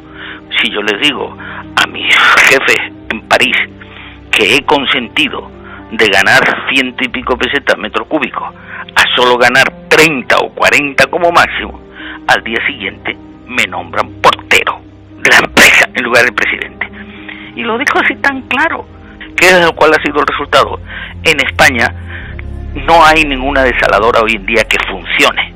Las que se hicieron, que además la única que se terminó, que fue la de Carbonera, costó casi 300 millones de euros, una brutalidad, y está trabajando al 6% de sus posibilidades, lo cual significa una ruina por todos los españoles. Y las demás todas se han cerrado, porque además como ha aumentado el precio de la electricidad, y las mías se basaban en que casi no consumían electricidad, más bien producen electricidad, pues ahora ya no hay desaladoras. Y cuando venga otra nueva sequía, nos encontraremos que las empresas ganaron mucho dinero haciendo esas desaladoras que ahora no sirven para nada. Porque además, Alberto, y para que toda la gente, sobre todo el público joven, lo siga muy bien, porque igual no está al tanto, tu sistema para producir agua mucho más barata era realmente revolucionario, ¿no? Era una gran mejoría respecto a lo que había.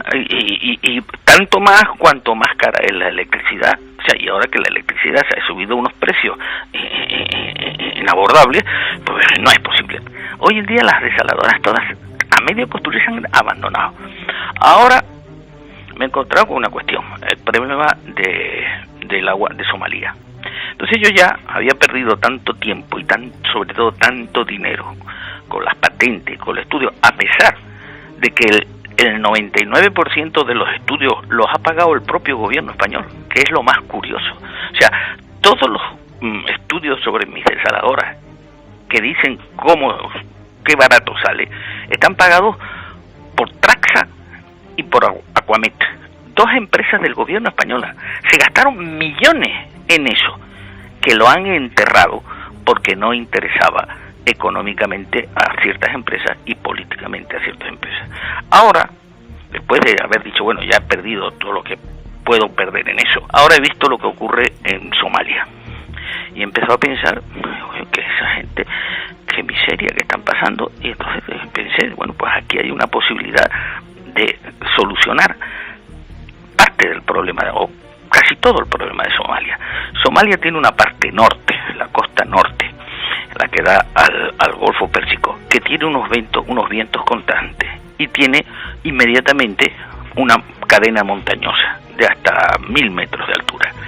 Entonces pensé, bueno, si con este viento constante se ponen unos molinos grandes, no que produzcan electricidad, sino que simplemente suban el agua a la montaña, van subiendo agua de mar a la montaña, y luego se hacen dos cosas: o aún en unos momentos se tira el agua hacia abajo y se produce electricidad por un salto de agua, o en otros momentos por mi sistema se desala el agua y se produce agua gratis. Y le propuse a la FAO, ¿no?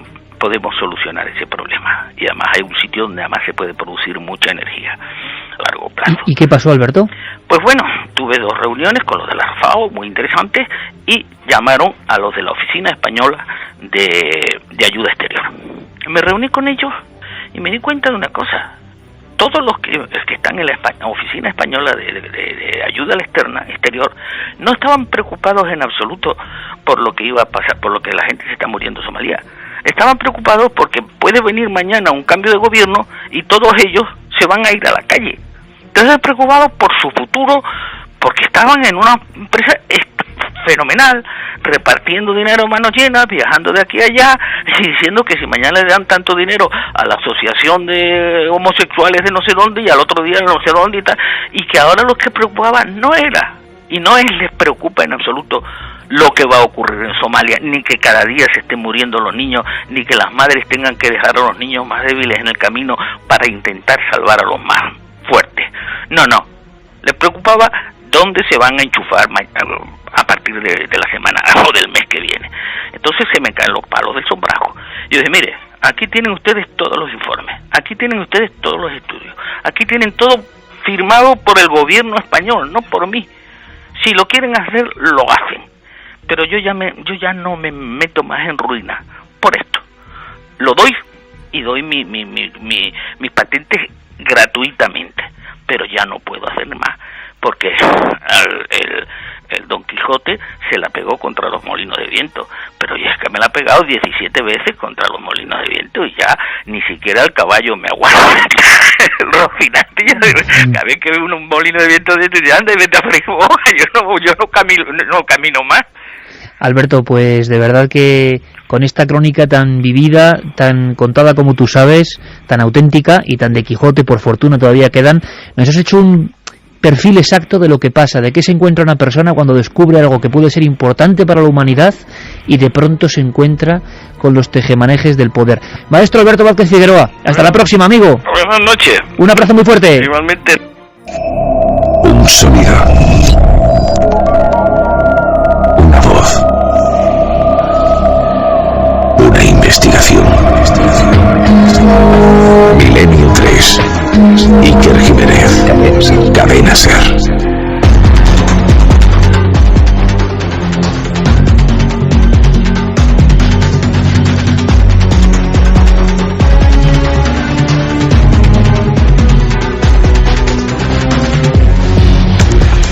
Y 46 minutos, noche de conspiración en Milenio 3.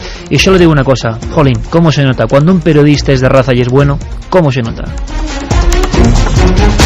Se podrá estar de acuerdo o no, eso ya es libre. Pero ¿cómo lo cuenta? ¿Con qué rotundidad? Alberto Vázquez Figueroa.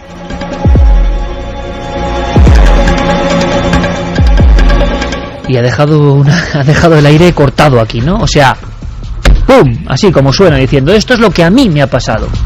Daba las patentes gratis para solucionar una escena que él decía: las madres de Somalia dejando al niño más débil insolado, muerto, para proteger al más fuerte en una huida hacia la nada. Él propone eso y se encuentra con ese mundo increíble y creo yo que bastante comprensible, aunque desde luego habrá gente en desacuerdo con lo que dice Alberto. Aquí simplemente le hemos escuchado como genuino inventor español. Sí, la verdad, las dos reflexiones son escalofriantes, porque si en un momento dado nos están hablando de esos funcionarios, por llamarlo de alguna manera, profesionales de la ayuda externa que no viven más que pendientes de su poltrona, y por otro nos explica que hay formas de cosas tan básicas como el agua, pero claro, si esto es lo que nos cuenta del agua, que es lo que él conoce, que es la patente que él ha hecho y es el tema del que sabe, ¿qué nos sucederá con otras cosas? Esa reflexión sobre los libros de tapa dura, de tapa blanda, oiga, es que yo podría fabricar más barato, a lo mejor nos lo pueden decir muchas industrias que no sean solamente la del agua, a lo mejor yo podría darle electricidad más barata, podría darle gasolina más barata, podría darle cualquier servicio o producto mucho más barato, pero es que yo vivo del margen y cuanto más caro, más margen. ¿Eres capaz de contarme en un minuto, Santi, que sé que sí, lo que hizo Tesla en el aspecto de esa energía libre, gratuita y casi del futuro y que también se truncó? Pues mira, resumiéndolo mucho en un minuto, los estudios de Nikola Tesla, que sobre todo evidentemente se movían en el ámbito de la energía y de la electricidad, él tenía prácticamente perfilado en aquella famosa torre que hizo. Esa torre era ni más ni menos que para hacer un proyecto de algo que a día de hoy se considera revolucionario, que es, como muy bien has dicho, que es la electricidad wifi, es la transmisión. ¿Pero de qué año hablamos, para que el público lo sepa? Estamos hablando de hace casi 100 años, estamos hablando de hace casi un siglo. Y esa electricidad wifi él lo había conseguido, o sea, lo había llevado, él tenía los mimbres para hacerlo y la única solo necesitaba financiar aquello para hacer un desarrollo que fuera para el consumo. Él tenía prototipos, había hecho esa inmensa torre, había conseguido plantar literalmente bombillas en el suelo de los alrededores de la torre y que se iluminasen como por ciencia infusa, porque había transmitido esa electricidad desde el aire. Y nadie le quiso financiar. Y se encontró con algo muy parecido a lo que nos contaba Alberto Vázquez Figueroa. Claro, llega Nikola Tesla y va a una compañía eléctrica, va a otra, va a otro magnate, va a un banco. Dice, no, si es brillante y yo te podría financiar la investigación. Y vale, hacemos electricidad y la transmitimos por el aire. ¿Y dónde le ponemos los contadores? ¿Esto cómo lo tarificamos? Porque esto es como la radio, todo el que tenga un transistor puede oírla gratis. Pues sería lo mismo con cualquier aparato eléctrico. Esa imposibilidad de tarificarlo, esa imposibilidad de colocar contadores de la luz inalámbrica, es lo que hace que nuestros campos estén llenos de torres de electricidad todavía, que es algo que efectivamente parece propio de otro siglo cuando estamos en el 21. Y del siglo XXI, de la historia de Internet, también vamos a hablar, por supuesto. Antes, para que veáis que todos los ámbitos, como es lógico, del conocimiento, todos los ámbitos del bienestar han sido tocados por estos extraños inventos que generan, de verdad, el aluvión de mensajes, de votos, nos deja sorprendido. Estamos tocando, pues, fibra sensible, evidentemente, y el desbarajuste en la balanza, ahora mismo, Carmen. 96,7 que dicen que sí, que creen que el poder ha ocultado inventos que pueden ser beneficiosos para la humanidad, contra 3,3 que opinan que no. Claro, hay casos mucho más polémicos, y cuidado, entre comillas, y aquí nosotros no tenemos ninguna verdad. En ninguno de los casos tenemos la verdad, porque si algo sabemos es de nuestra ignorancia y de lo lejos que pueden estar. Pero la sensación es que... sí, más cuando se juega con claro, la salud, hay que tener muchísimo cuidado. La salud es un ámbito muy peliagudo, evidentemente el más grave. Por lo tanto, nosotros no queremos decir que este inventor, por ejemplo, que vamos a hablar ahora, tenga razón o no, ni mucho menos, pero sí que nos sorprende a nosotros como una noticia de impacto nacional y mundial, de repente, es que no se habla nunca más. Por eso empezábamos con el CERN. ¿Pasará esto con la posibilidad de que los neutrinos superen a la luz y todo lo que se abre? Léeme un titular del País. Los titulares que han sido publicados por diarios de nuestro país, al igual que cuando hablamos de milagros, nosotros decimos que bueno, que la fe tiene mucho que ver, pero que nosotros no ponemos la mano en el fuego por ninguno de esos milagros, ni curanderos, ni nada por el estilo, que se dedican a quitar todo tipo de enfermedades. En este caso, El País publicaba: la Universidad de Sevilla investiga las aplicaciones matemáticas contra el cáncer. El tratamiento contra tumores aplicando técnicas matemáticas permite ayudar a determinar fármacos que eviten que las células cancerígenas crezcan, o si lo hacen, sea lo menos posible. En el Diario de Córdoba decía: matemáticas contra el cáncer. 2 investigadores cordobeses desarrollan un modelo numérico para predecir el crecimiento de los tumores. Matemáticas contra el cáncer también lo publica El Universal.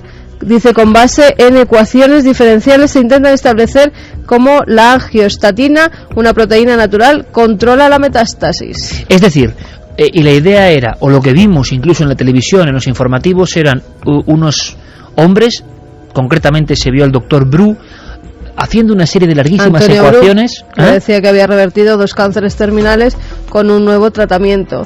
Los pacientes hacen cola para verle. Esto lo publica el Diario de León. Basado en una serie de suposiciones matemáticas. Es decir, otra fórmula secreta asombrosa que parece que quedó en nada. Vamos a preguntarle a José Manuel Nieves qué pasó con eso, por qué él conoció a ese equipo y a otros que trabajaban en algo que era, demonios, era un paso fundamental, si es así, si está la verdad ahí. ¿Por qué no supimos nada? Cuidado, puede ser porque no había nada. Y si no había nada, se puede llegar a ser noticia. También es una reflexión, ¿eh? Con la nada se puede llegar a ser noticia de todos los periódicos. Entonces, ¿en qué sociedad vivimos? José Manuel Nieves. Pues los autores insistían en que además habían conseguido curar algún caso terminal. Bien. Han pasado años, porque esto fue hace unos cuantos años ya, hace por lo menos 8 o 9 años. Y desde entonces no ha habido ningún avance en este invento, ni siquiera por parte de los propios autores, que en aquel momento presentaron un único caso. Un único caso de una curación de cáncer no es suficiente como para empezar a invertir en un desarrollo de un tratamiento cualquiera, esté basado en las matemáticas o esté basado en cualquier antiviral o en cualquier otro. La medicina funciona y avanza pues con unas normas y con unas fases.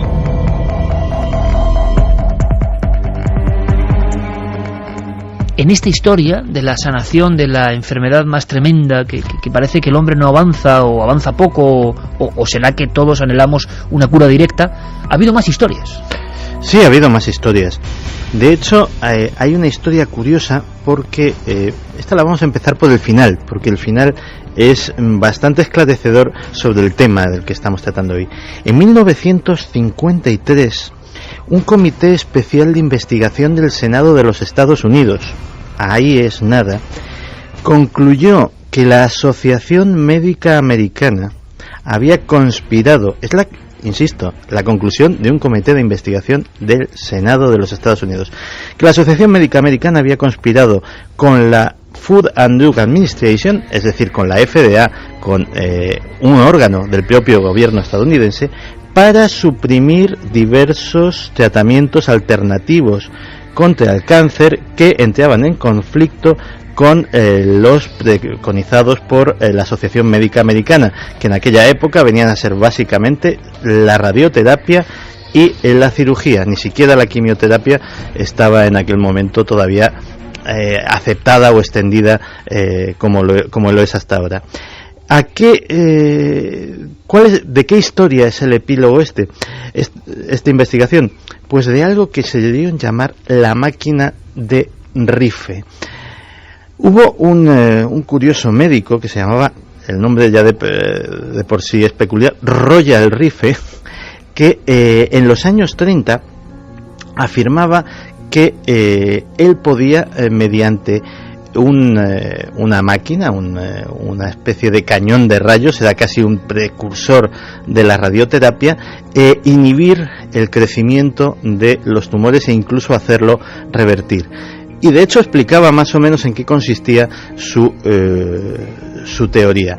Y sobre todo él presentaba decenas de casos absolutamente curados. Decía que cada célula viva de cada organismo tenía una frecuencia de resonancia propia, que además él había incluso diseñado un microscopio, antes incluso de que se inventase el microscopio electrónico, que tenía una capacidad de iluminar microorganismos que eran invisibles ante la luz blanca mediante dos haces de luces ultravioletas que al entrar en disonancia, al entrar en interferencia, pues creaban un haz de luz visible y hacía visible, resonando precisamente con la frecuencia de ese microorganismo, lo hacía visible. Pues con ese mismo proceso dijo, bueno, si esa misma frecuencia la puedo usar para atacar a determinadas células y solamente a esas y no a las otras, pues voy a intentar crear esta especie de máquina de rayos.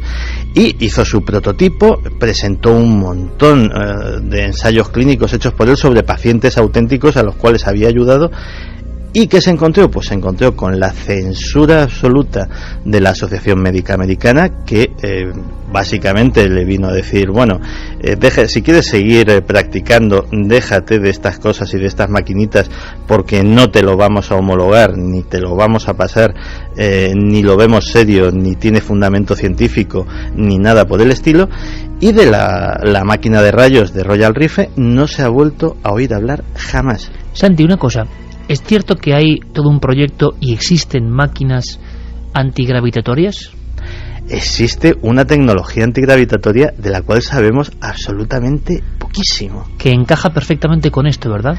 Encaja con esto y encaja con algo que es muy afín a nuestro programa, porque cuando te describa algunas cosas te van a sonar a ovni muy...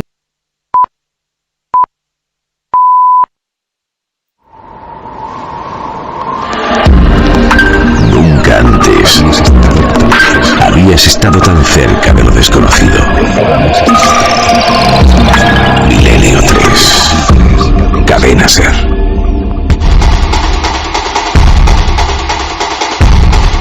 3 y 7 minutos, sí, era nuestro compañero. Pues sí, la misión que escuchábamos de Carles Francino era del 20 de diciembre de 2006. En 2006 precisamente fue cuando empezó el gran boom de Second Life, aunque ya se había creado 3 años antes por la empresa, por los laboratorios Linden.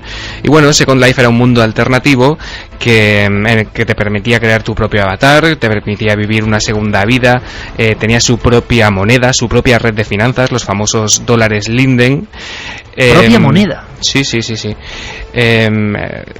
Tú recordarás que todos los diarios, todas las televisiones, hubo un momento en el que abrían con la noticia, en el que se le dio muchísima cabida, ¿no? Y mucho bombo, y parecía que Second Life iba a revolucionar nuestra manera de interrelacionarnos, ¿no? En Internet y bueno, prácticamente iba a ser el recurso del futuro, la herramienta que iba a decidir y a condicionar nuestra vida, nuestra forma de comportarnos en Internet. Bueno, es más, creo que tienes opiniones de aquellos días como de un gran fervor, ¿no? Con popes del mundo digital que decían que preparaos, que la vida real va a ser esto. Sí, lo decía por ejemplo Carlos Barrobés, que es asesor de multinacionales, experto en innovación e impulsor de diversos proyectos sociales. Si quieres lo escuchamos. Y ahora mismo este nuevo tipo de tecnología sin duda provocará un cambio social en la manera de relacionarse de las personas, en la manera de pasar su tiempo libre y sin lugar a dudas en la manera de realizar transacciones económicas. y esto va más. En unos años, con la capacidad de proceso de los ordenadores, sin lugar a dudas, esto va a ser muy parecido a tu vida. Diego, ¿y qué pasó? Fíjate, los datos hablan por sí solos, Iker, tanto en el ascenso como en la caída. Second Life en 2007 pasó de 450.000 usuarios a 4 millones. Al año siguiente esas cifras cayeron un 40%.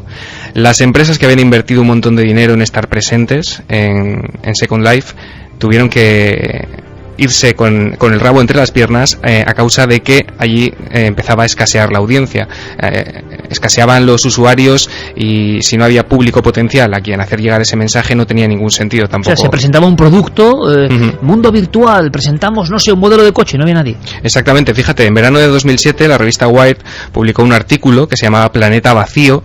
Planeta Vacío. Exacto, y que revelaba que hasta un 85% de los avatares, de los personajes, ¿no?, de las identidades que se habían creado en Second Life por los usuarios, ya en 2007 el 85% de esos avatares habían sido abandonados. Así que, fíjate, lo decía muy bien un ejecutivo de una compañía de refrescos, que sus declaraciones dieron la vuelta al mundo, que dijo que tras entrar en uno de los hoteles virtuales de Second Life, que aquello parecía el Hotel del Resplandor. Diego, oye, quería preguntarte una cosa. Toda esta gente, que hubo unos cuantos que se hicieron millonarios en Second Life, millonarios en dólares de verdad, no solo en dólares Linden, sí. Haciendo, yo que sé, diseño de muebles, diseño de modas, todos servicios de todo tipo dentro de... ¿Estos, se sabe algo de ellos? ¿Han retenido su fortuna? Porque en este caso, Santi, y amplío la pregunta de Diego, la pregunta de Santi, claro, no es solo un poder oculto, sino que parece que a veces es evidentemente el propio público el que en apenas meses recoge algo con un fervor sin precedentes. Pero ¿y es posible que el propio público, sin ser teledirigido, sino por propia iniciativa, ahora estamos viendo muchas cosas de propia iniciativa que van a ser un cambio radical, yo creo, en la historia, pero que se fue todo el mundo porque sí, o se ha especulado con que hubo algo más? Sí, exactamente, yo creo que fue una mezcla un poco de todo. Yo creo que la opinión general y lo que se recogió en artículos como el de Wired y después en otros que publicó, por ejemplo, El País, era una sensación de que después de que tú pasabas varias horas en Second Life, que veías cómo funcionaba, que te acostumbrabas a la interfaz, a moverte en esos mundos, la verdad es que tampoco había mucho más que hacer allí. O sea, no tenía mucho recorrido. Y precisamente hace solamente unos minutos lo comentaba con Guillermo León, y me comentaba él que la crisis económica que sufrimos había tenido también mucho que ver en el declive de Second Life, ¿no? Que él había conocido pues a gente que se dedicaba a diseñar escenarios para Second Life, y que ante la falta de respaldo de alguna empresa grande, pues todo aquello se vino abajo, ¿no? O sea, es como un sueño que se quedó, como decíamos, como la ciudad de Pripyat, más o menos. Exactamente, se redujo a cenizas. Sí, había de todo, presentaciones de libros que de se todo. hacían en Sí, Second Life, presentaciones de cualquier producto que se quería vender. Y crecía y crecía exponencialmente. Sí, incluso la nave del misterio tuvo sus también tuvimos, por ahí me pasé yo a ver, estaban colgados nuestras fotos. ¿Y conspiración en algún sentido oculta? ¿Había algún interés para que todo eso se callase o no? No parece que en el caso de Second Life haya habido conspiración, más allá que de unas determinadas circunstancias que no ayudaron, ¿no?, en ese sentido y en ese momento en el que se le dio tanto bombo a mantener esa expectación. Sí que lo ha habido en otros casos que además los tenemos muy presentes y los estamos viviendo. Por ejemplo, Eran confidenciales, secretos, pero ahora estos papeles dejan al desnudo el lado oscuro de la diplomacia estadounidense, con mensajes nada diplomáticos sobre muchos líderes mundiales. The Guardian, Le Monde, The New York Times, El País y Der Spiegel no solo publican esas descalificaciones, también documentos que cuestionan la política exterior de la Casa Blanca. El fiscal general de Estados Unidos ha abierto una investigación criminal por la filtración masiva de documentos, una filtración que viene de Wikileaks, la web que se está convirtiendo en una auténtica pesadilla para la administración Obama. 3:15, Milenio 3 en la SER. En este caso, los inventos físicos pasan a lo virtual.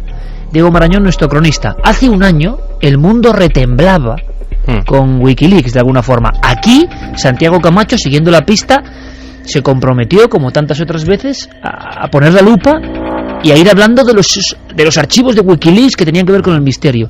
Y hubo una semana en que dijimos, pero Santi, si es que ya no sale prácticamente nada. Se publicaron libros al socaire, como siempre ocurre, de lo que ocurre, de lo que pasa. Vamos a ver, esto va a ser el gran fenómeno. Bueno, y el gran fenómeno se ha quedado, pues no sé, en una cosa como pobre en general, por lo menos un año después. Un poco obligado también en este caso, ¿eh? Bueno, Wikileaks todo el mundo sabe que es esta organización mediática internacional sin ánimo de lucro que se lanzó en 2006, cuya actividad arrancó oficialmente en 2007, aunque la infraestructura ya existía. Y bueno, todo el mundo escuchó, supongo, hablar por primera vez de ella el 5 de abril de 2010, cuando, si lo recordáis, supongo que sí, se publicó un vídeo en el que se veía cómo soldados estadounidenses asesinaban a un reportero de Reuters, ¿no? A partir de ahí, pues todo el mundo sabe lo que ocurrió, ¿no? Desclasificación de cables, en fin, en julio de 2010, en octubre de 2010, eran como oleadas de información que ponían en jaque sobre todo al gobierno de Estados Unidos, porque, bueno, se revelaban esas comunicaciones entre el Departamento de Estado estadounidense con las embajadas, ¿no?, de todo el mundo. ¿Qué ocurrió? Además de capítulos dignos de películas como Misión Imposible, que incluían como archivos encriptados en calidad de casi seguros de vida, ¿no?, de la propia página, archivos que pesaban más de 1 giga, cifrados y codificados con una tecnología que en fin, que lo hacían pues muy interesante, ¿no?, y muy propenso a la conspiración. Ocurrió que en diciembre de 2010 del año pasado, diversos medios de pago como PayPal, como Mastercard, bueno, como una serie de empresas, ¿no?, que tenían disponibles sus infraestructuras para contribuir en forma de donaciones al sostenimiento de Wikileaks, cancelaban unilateralmente esa posibilidad, aduciendo pues supuestas violaciones de políticas de uso. Todo el mundo, especialmente en la red, y todos los portales conspiranoicos lo cogieron esta explicación con pinzas, ¿no? Ocurrió que, por supuesto, Wikileaks dejó de ingresar el 95% de sus donaciones. Ellos necesitaban para sobrevivir unos 100.000 euros mensuales, y en octubre, que fue cuando en una rueda de prensa que contamos además en Milenio Red, Julian Assange anunció que Wikileaks pues se veía obligada a dejar de publicar material ante la falta de financiación. Como digo, en octubre, el pasado mes de octubre, esos 100.000 euros mensuales se habían reducido hasta solo 7.000 a causa de esa especie de corte del suministro. Exactamente. De alguna forma se acabó el fenómeno, Santi. La sensación a día de hoy es que no hemos tenido nuevos cables y que eso pasará a la historia, y por supuesto muchos pensarán, quizá con razón, no lo sé, que ahí están los tentáculos de la oscuridad detrás, ¿no? Pues de todas formas sabemos que hay material que no se ha publicado. Eso lo ha dicho propiamente Julian Assange en más de una ocasión, y esa espada de Damocles todavía está pendiente, es decir, ese material todavía no revelado. Teóricamente, además, es el más jugoso. Habrá que ver qué sucede según vaya evolucionando la causa judicial contra Julian Assange, que no olvidemos que fue, digamos, el inicio de toda esta catástrofe de Wikileaks, que al final efectivamente lo tiene frenado. Yo tengo una pequeña teoría, y es que a lo mejor Wikileaks está más en estado de hibernación que en estado de muerte o en estado de agonía. Simplemente están viendo a ver qué pasa con el juicio de Assange, cómo va derivando la cosa, y quién sabe, lo mismo hay una sorpresa justo en el momento que menos lo esperemos. Sí, de hecho, Julian Assange dijo que el poco dinero que les quedaba lo estaban gastando para contratar abogados y combatir legalmente ese bloqueo. Pues estaremos muy atentos, pero el mundo de lo físico y el mundo de lo digital están emparejados por esta serie de inventos, de revoluciones que bueno, por lo menos aparentemente sí que fueron un bombazo, pero luego no llegaron a ningún lugar.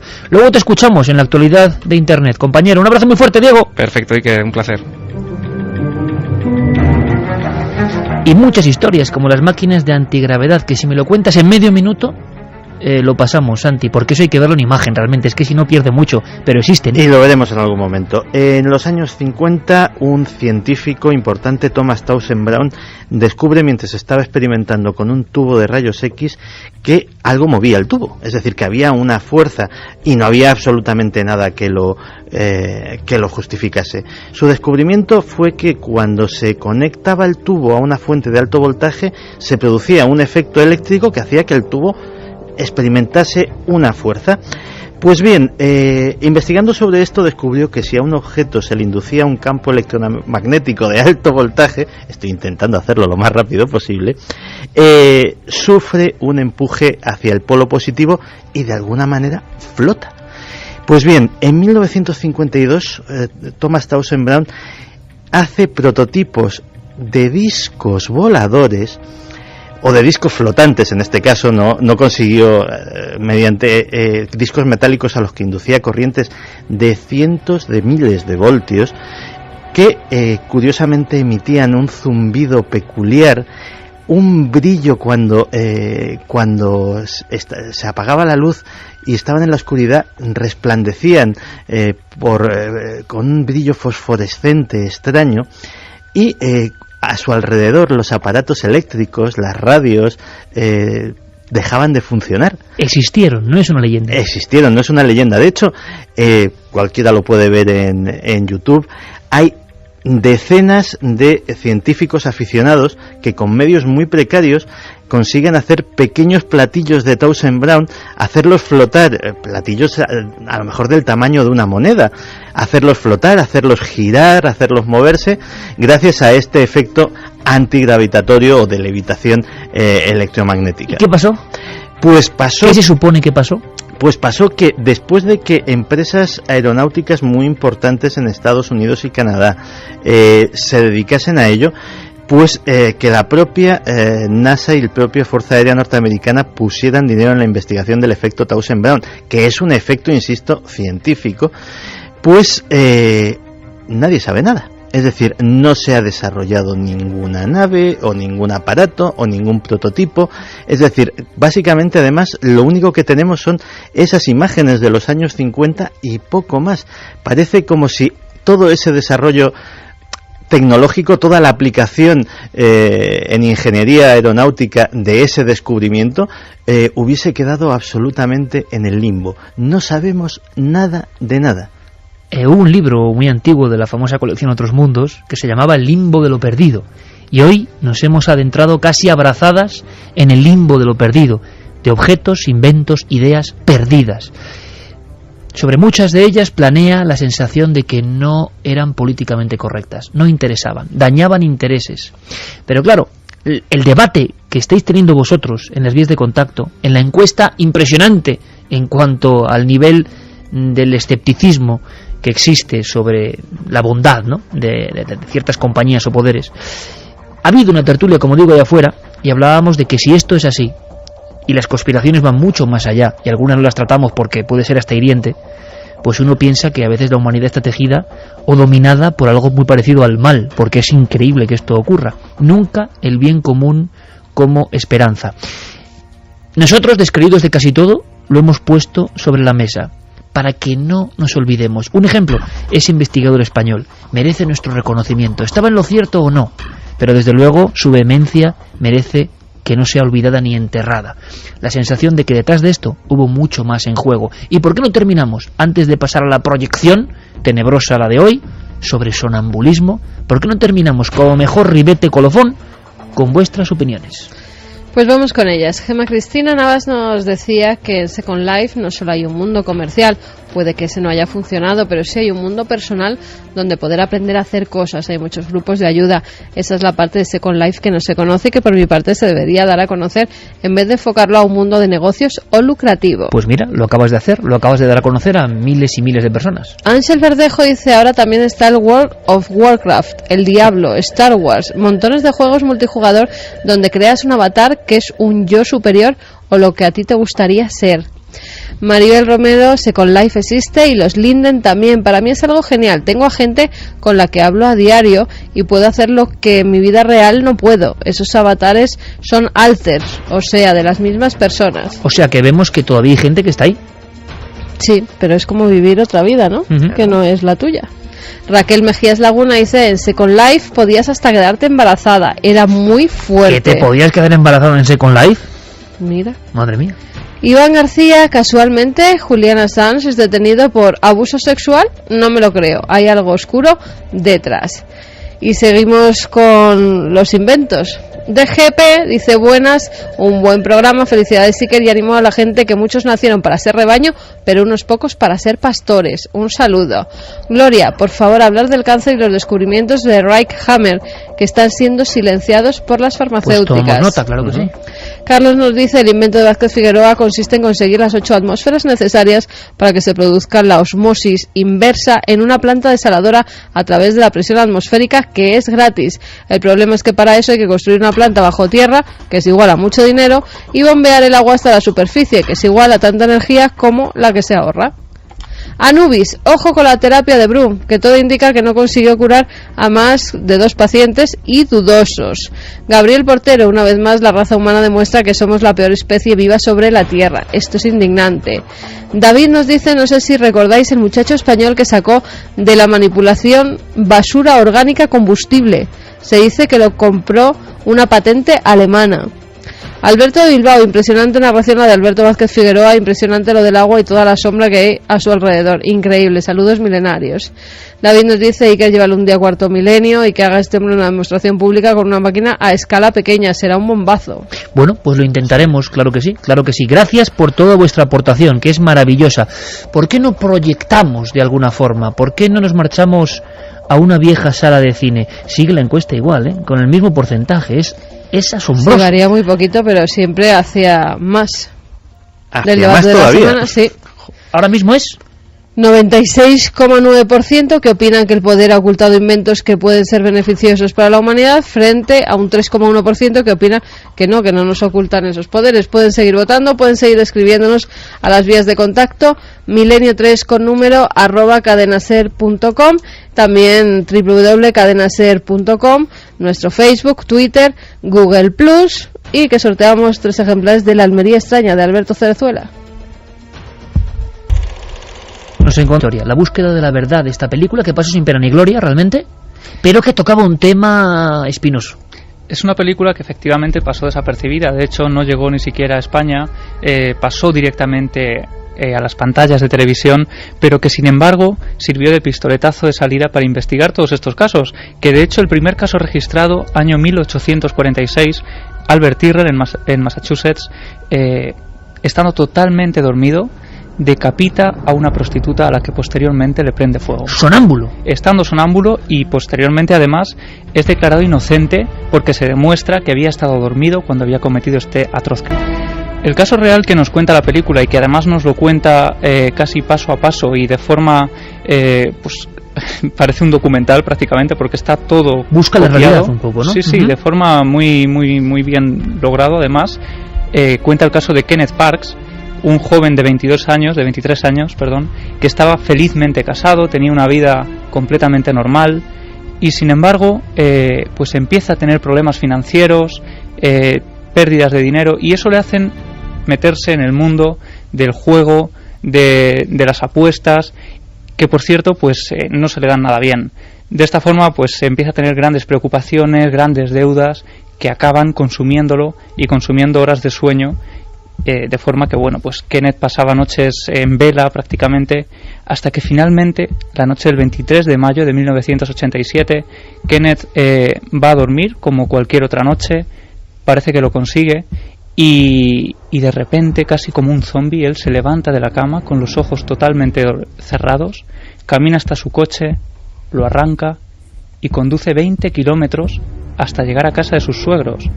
Él tenía, hay que decir, una relación bastante buena con ellos, una relación muy cercana, y sin embargo, en esa oscuridad completa, se adentra en la casa cuando ellos están durmiendo, coge una barra de hierro y bueno, se lía a golpazos con su suegra, a la que acaba matando, y finalmente cuando ve al marido, ¿no?, a su suegro también en la cama, totalmente atemorizado, se lanza por él y empieza a estrangularlo. Siempre él, en el estado de sonambulismo, conduce, llega al lugar y ejecuta de esta forma y sigue su procesión sangrienta. Sí, porque bueno, su suegro consigue sobrevivir, aunque él no se da cuenta. Parks vuelve a coger el coche y se dirige a la comisaría de policía más cercana. Allí pues estaba todo en total oscuridad, ¿no? Pero él se dirige también a ese policía de guardia caminando con esos pasos como si fuera un muerto en vida, con los ojos aún cerrados, todavía durmiendo, y con una voz casi robótica y un temple fuera de lo normal, le dice: creo que he matado a alguien.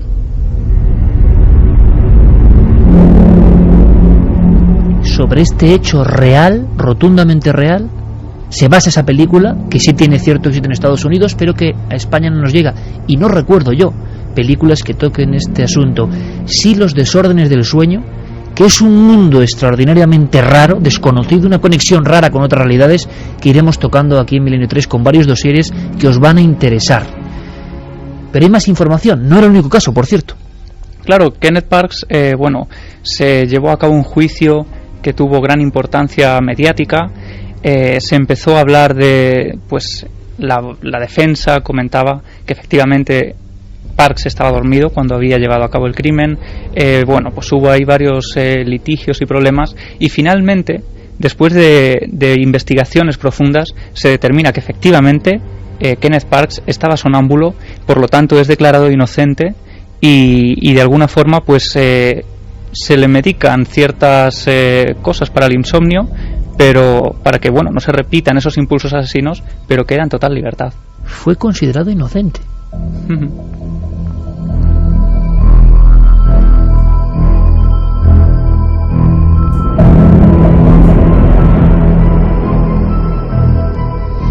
Ha recopilado, por supuesto, información, y tenemos incluso voces de personas que intervinieron en aquella historia.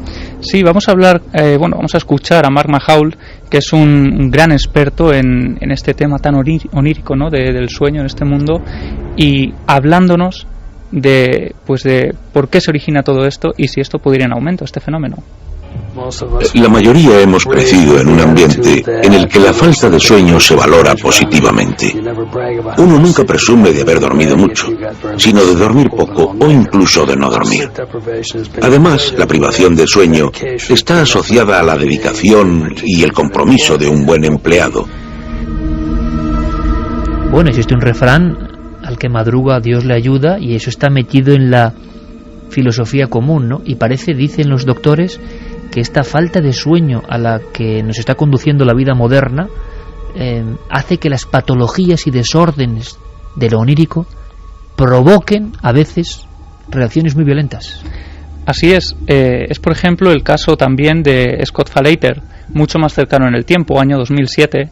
Esta persona estaba casada, felizmente casada además, su mujer Yarnella Klesken.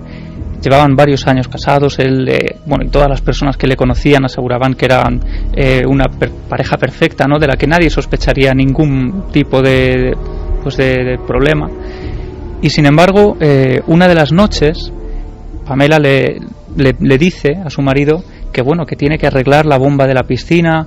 Él le dice que no se preocupe, que a la mañana siguiente él se encargaría de arreglarla, por lo que él ese 16 de enero del año 97 del 2007, él se marcha a acostar como cualquier otra noche, y sin embargo a eso de las 9 o las 10 de la noche, la mujer que estaba viendo la televisión escucha un ruido en el jardín.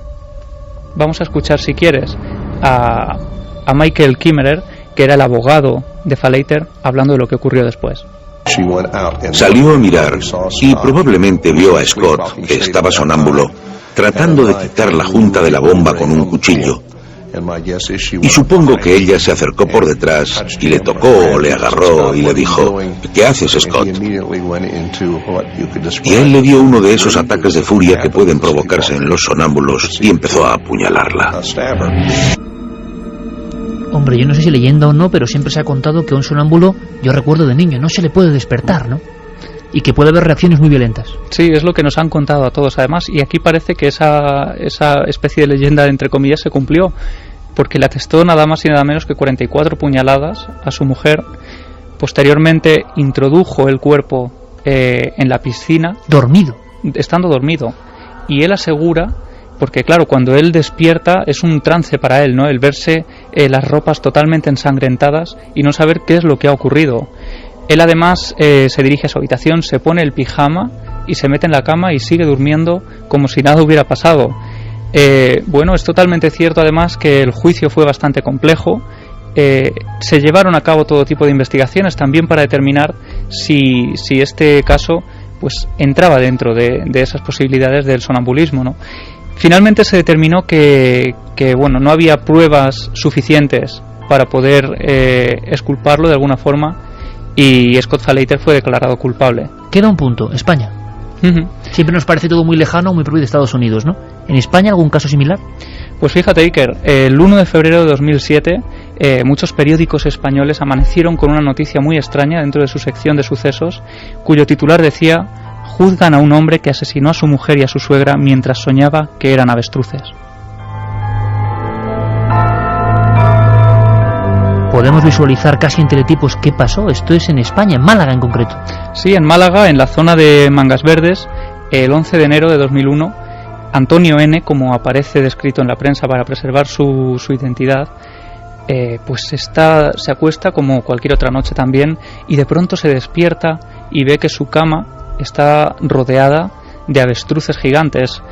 Antonio salta de la cama, se dirige a por su hacha y a por un martillo que él guarda en casa, y se lía a hachazos con esas avestruces, cuando de repente se despierta y se da cuenta de que esas no eran avestruces, ni mucho menos, sino que eran su mujer, su suegra y sus hijos. Su mujer había fallecido, a su suegra estaba herida de gravedad y posteriormente falleció, los hijos también heridos de gravedad. Imagínate, ante esa situación de levantarte de repente y ver algo tan dantesco, pues Antonio saltó por la ventana, intentó suicidarse, cayó sobre un coche, no llegó a fallecer, fue trasladado de urgencia, sobrevivió, y hubo también un juicio bastante complicado, porque se tuvo que determinar finalmente si realmente había actuado estando sonámbulo, y así es. Parece ser que Antonio había actuado en ese estado de sonambulismo, fue ingresado en el hospital y absuelto en 2007 de los cargos de asesinato, aunque sin embargo pues fue acusado por enajenación mental, fue internado durante un periodo de tiempo en una clínica especial. O sea, no solo sonambulismo, sino una pesadilla tan nítida, algo tan fuerte que te hace actuar. Es una de las historias más horrendas, pero que seguramente nos descifra algo profundo de la mente y el sueño que investigaremos, Javi. De hecho, has hablado con especialistas que trabajan sobre estos campos. Sí, es que, este caso en concreto además responde a varios patrones que se han llevado a cabo, investigaciones sobre estas parasomnias, y de hecho hay un dato bastante importante que dice que el 11% de los pacientes que tienen terrores nocturnos ven animales agresivos durante sus ensoñaciones. En los terrores nocturnos aparecen animales agresivos, importantísimo, porque en breve haremos, si os parece, chicos, a fondo un dossier sobre terrores nocturnos, parálisis del sueño y parasomnias. Creo que el tema lo merece. Esto pone los pelos de punta. Por cierto, especialistas que te han comentado, por lo menos para, acabar esto con un poquito de alivio, porque entre la música que pone el amigo Noel Calero de Freddy, no puede ser de otra forma, y esta historia, pues nos sobrecogemos. Hay gente que investiga para intentar paliar todo esto, ¿no? Claro, y de alguna forma nos pedía también que tranquilizáramos a la gente y que contáramos que efectivamente son una serie de casos muy concretos, pero que suceden también, ¿no?